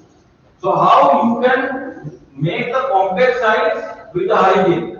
Size आपको compact चाहिए, gain high चाहिए. So what you should do for the gain announcement? The second technique is used. That is the you can say reflecting layer. So you use the reflecting layer at the back side of antenna. So it will actually retransmit signal from back side to front side. So gain will be enhanced. Or second method is gain enhancement by the PRS technique. Next. Second approach is defected ground structure. Defected ground structure. What is defected ground structure? Next. So defected ground structure are actually one of the structure in which we reach out the copper layer from the ground at specific shape that is known as the defected ground structure. And the defected ground structure actually it will use artificially inductive effect as well as capacitive effect and it will generate the slow wave effect and because of that reason actually your antenna size becomes compact, effective electrical length becomes increased, and because of that reason, your size becomes compact. Next, so antenna size, these are the different size, different you can say shape of the defective ground structure. Okay, next. So these are the different applications of DGS. When application is the size reduction, second application is you can reduce the high mode suppression, you can reduce the mutual coupling, you can reduce the cross polarization, and you can eliminate the state blindness. So many applications. You just pick up the one applications and you design the antenna. Okay, you can create one master degree. Next. So, but problem with the defected ground structure is actually once you actually artificially defect the ground layer, then it will increase the side load. The side load increase and gain decrease. So size will be used, but gain also decrease. So you want to balance the actually size as well as you don't want to decrease the gain. So what to do? So here one method is you can integrate the DGS as well as one extra method is used so that gain will be enhanced. So before this, let us discuss the fractal. What is the fractal? So fractal is the actually one casting which actually repeat the shape in specific shape. So it have property self-similarity as a space filling property. Next one. So these are the different actually fractal shape available in the open literature. Next one. So advantage of fractal is it enhance the slow effect, it increase the actually effective electrical length, and because of that reason your antenna size becomes compact. Next. So actually this antenna designed by me. This is the radiating element, and this one is the actually back side of antenna, and I use this particular design, and actually this paper published in microwave journals. Next.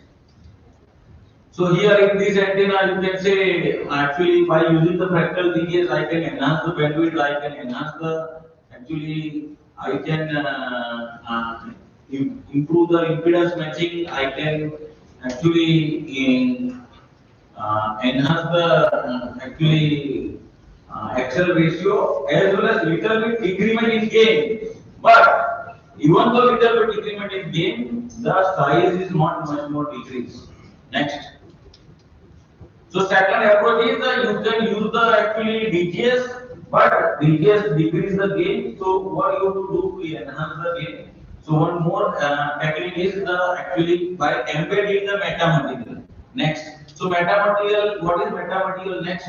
So metamaterial is one of the actually property of the material in which the mu as well as epsilon both become negative. So next. So here in metamaterial, it is actually negative refractive index material not available in the market. Okay, and you have to design this type of material. Next, so it is not the basic nature of any system. You can see this type of index material, which is a negative index material, in which when light enters in this material, then more focusing behavior will be actually enhanced. So by this method, you are focused over your all the radiated waves so that your gain will be overall increased. So by actually integrating the DGS as well as the actually metamaterial, you can make your antenna size reduce as well as the gain will be increased. Next one. Next. Next. Next. Because of time limitations, I just conclude. Next. One of the actual method is the PRS, partially reflective surface.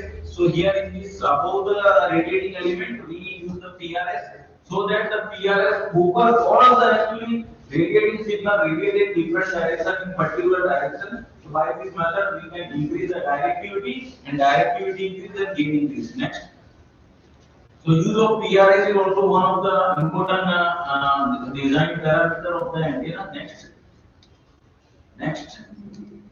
So here you can see with PRS and without PRS. So if you integrate the PRS, gain increase. Okay, so this solid black line that is with PRS and dotted red line is without PRS. You can see specific frequency gain increase. Next. And one more actually design is DR antenna, directly resonant antenna. Here DRN material is used which do not have any ohmic part, so that here ohmic loss is zero. Ohmic loss is zero, overall efficiency is increased. And here the material have high permittivity, so antenna size become reduced and overall efficiency is increased. So this is the latest idea in the design of antenna DRN. Next. Next. So I don't go much more detail because of time limitations. Total PPT are 88. Next. So here there are design actually mathematical modeling available in the market. So you can design the antenna by available mathematical modeling. Next, last PPT further. Next. Next. So these are the different again next. Next. Next.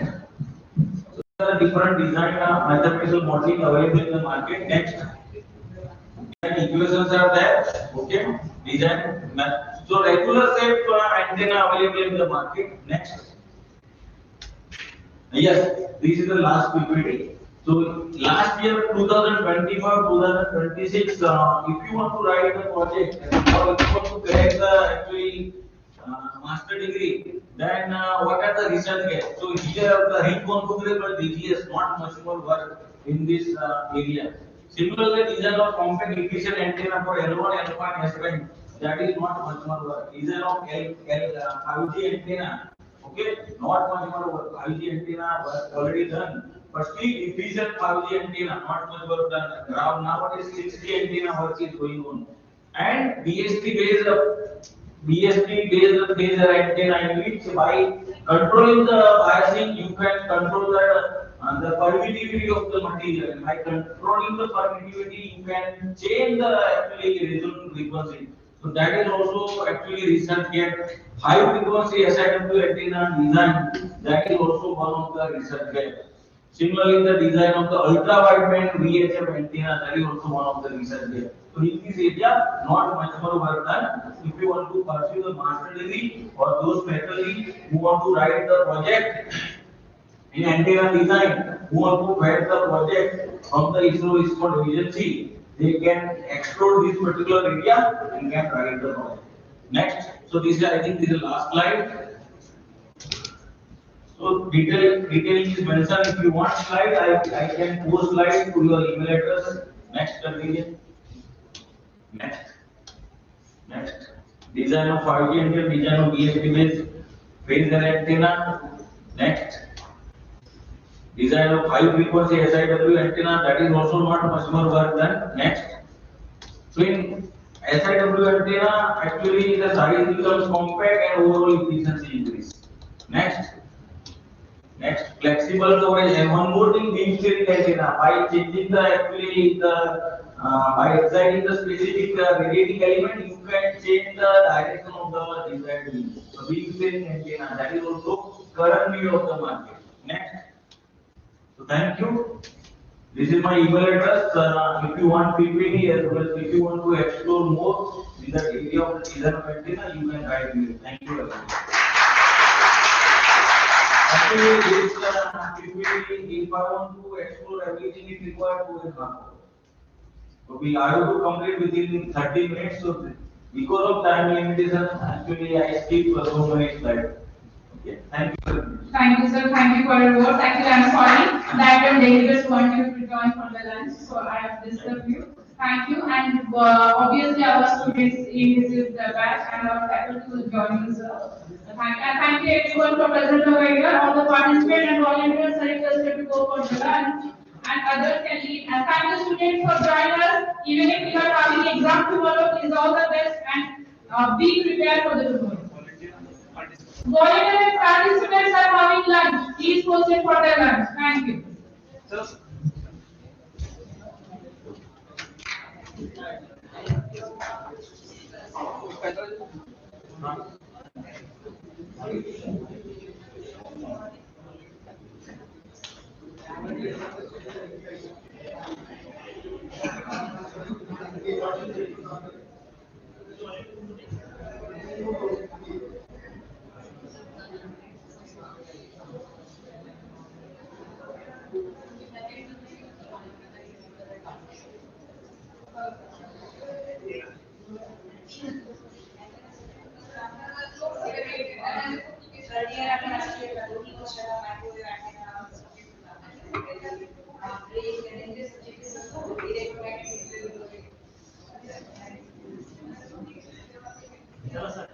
नाही job करायचं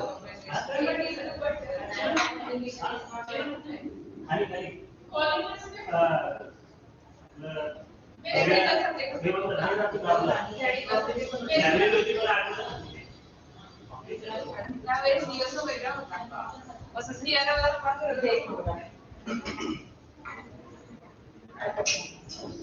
photo session करून घेणं sir काय जे आहे काही असं दिवस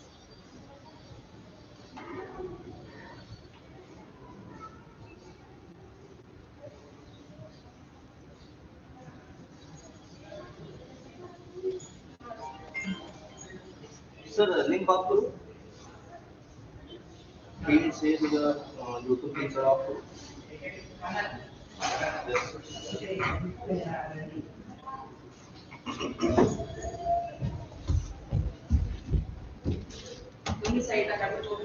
थांबा माझून फोटो काढा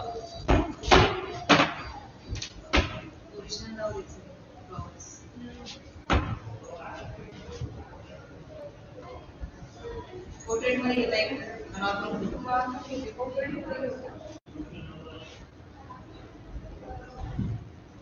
पोर्ट्रेट मध्ये थोडा झूम करून बघा म्हणजे हे फ्लॉवर्स आणि हे येत आहेत हा. समय पण येते ना कारण दिवस आहे.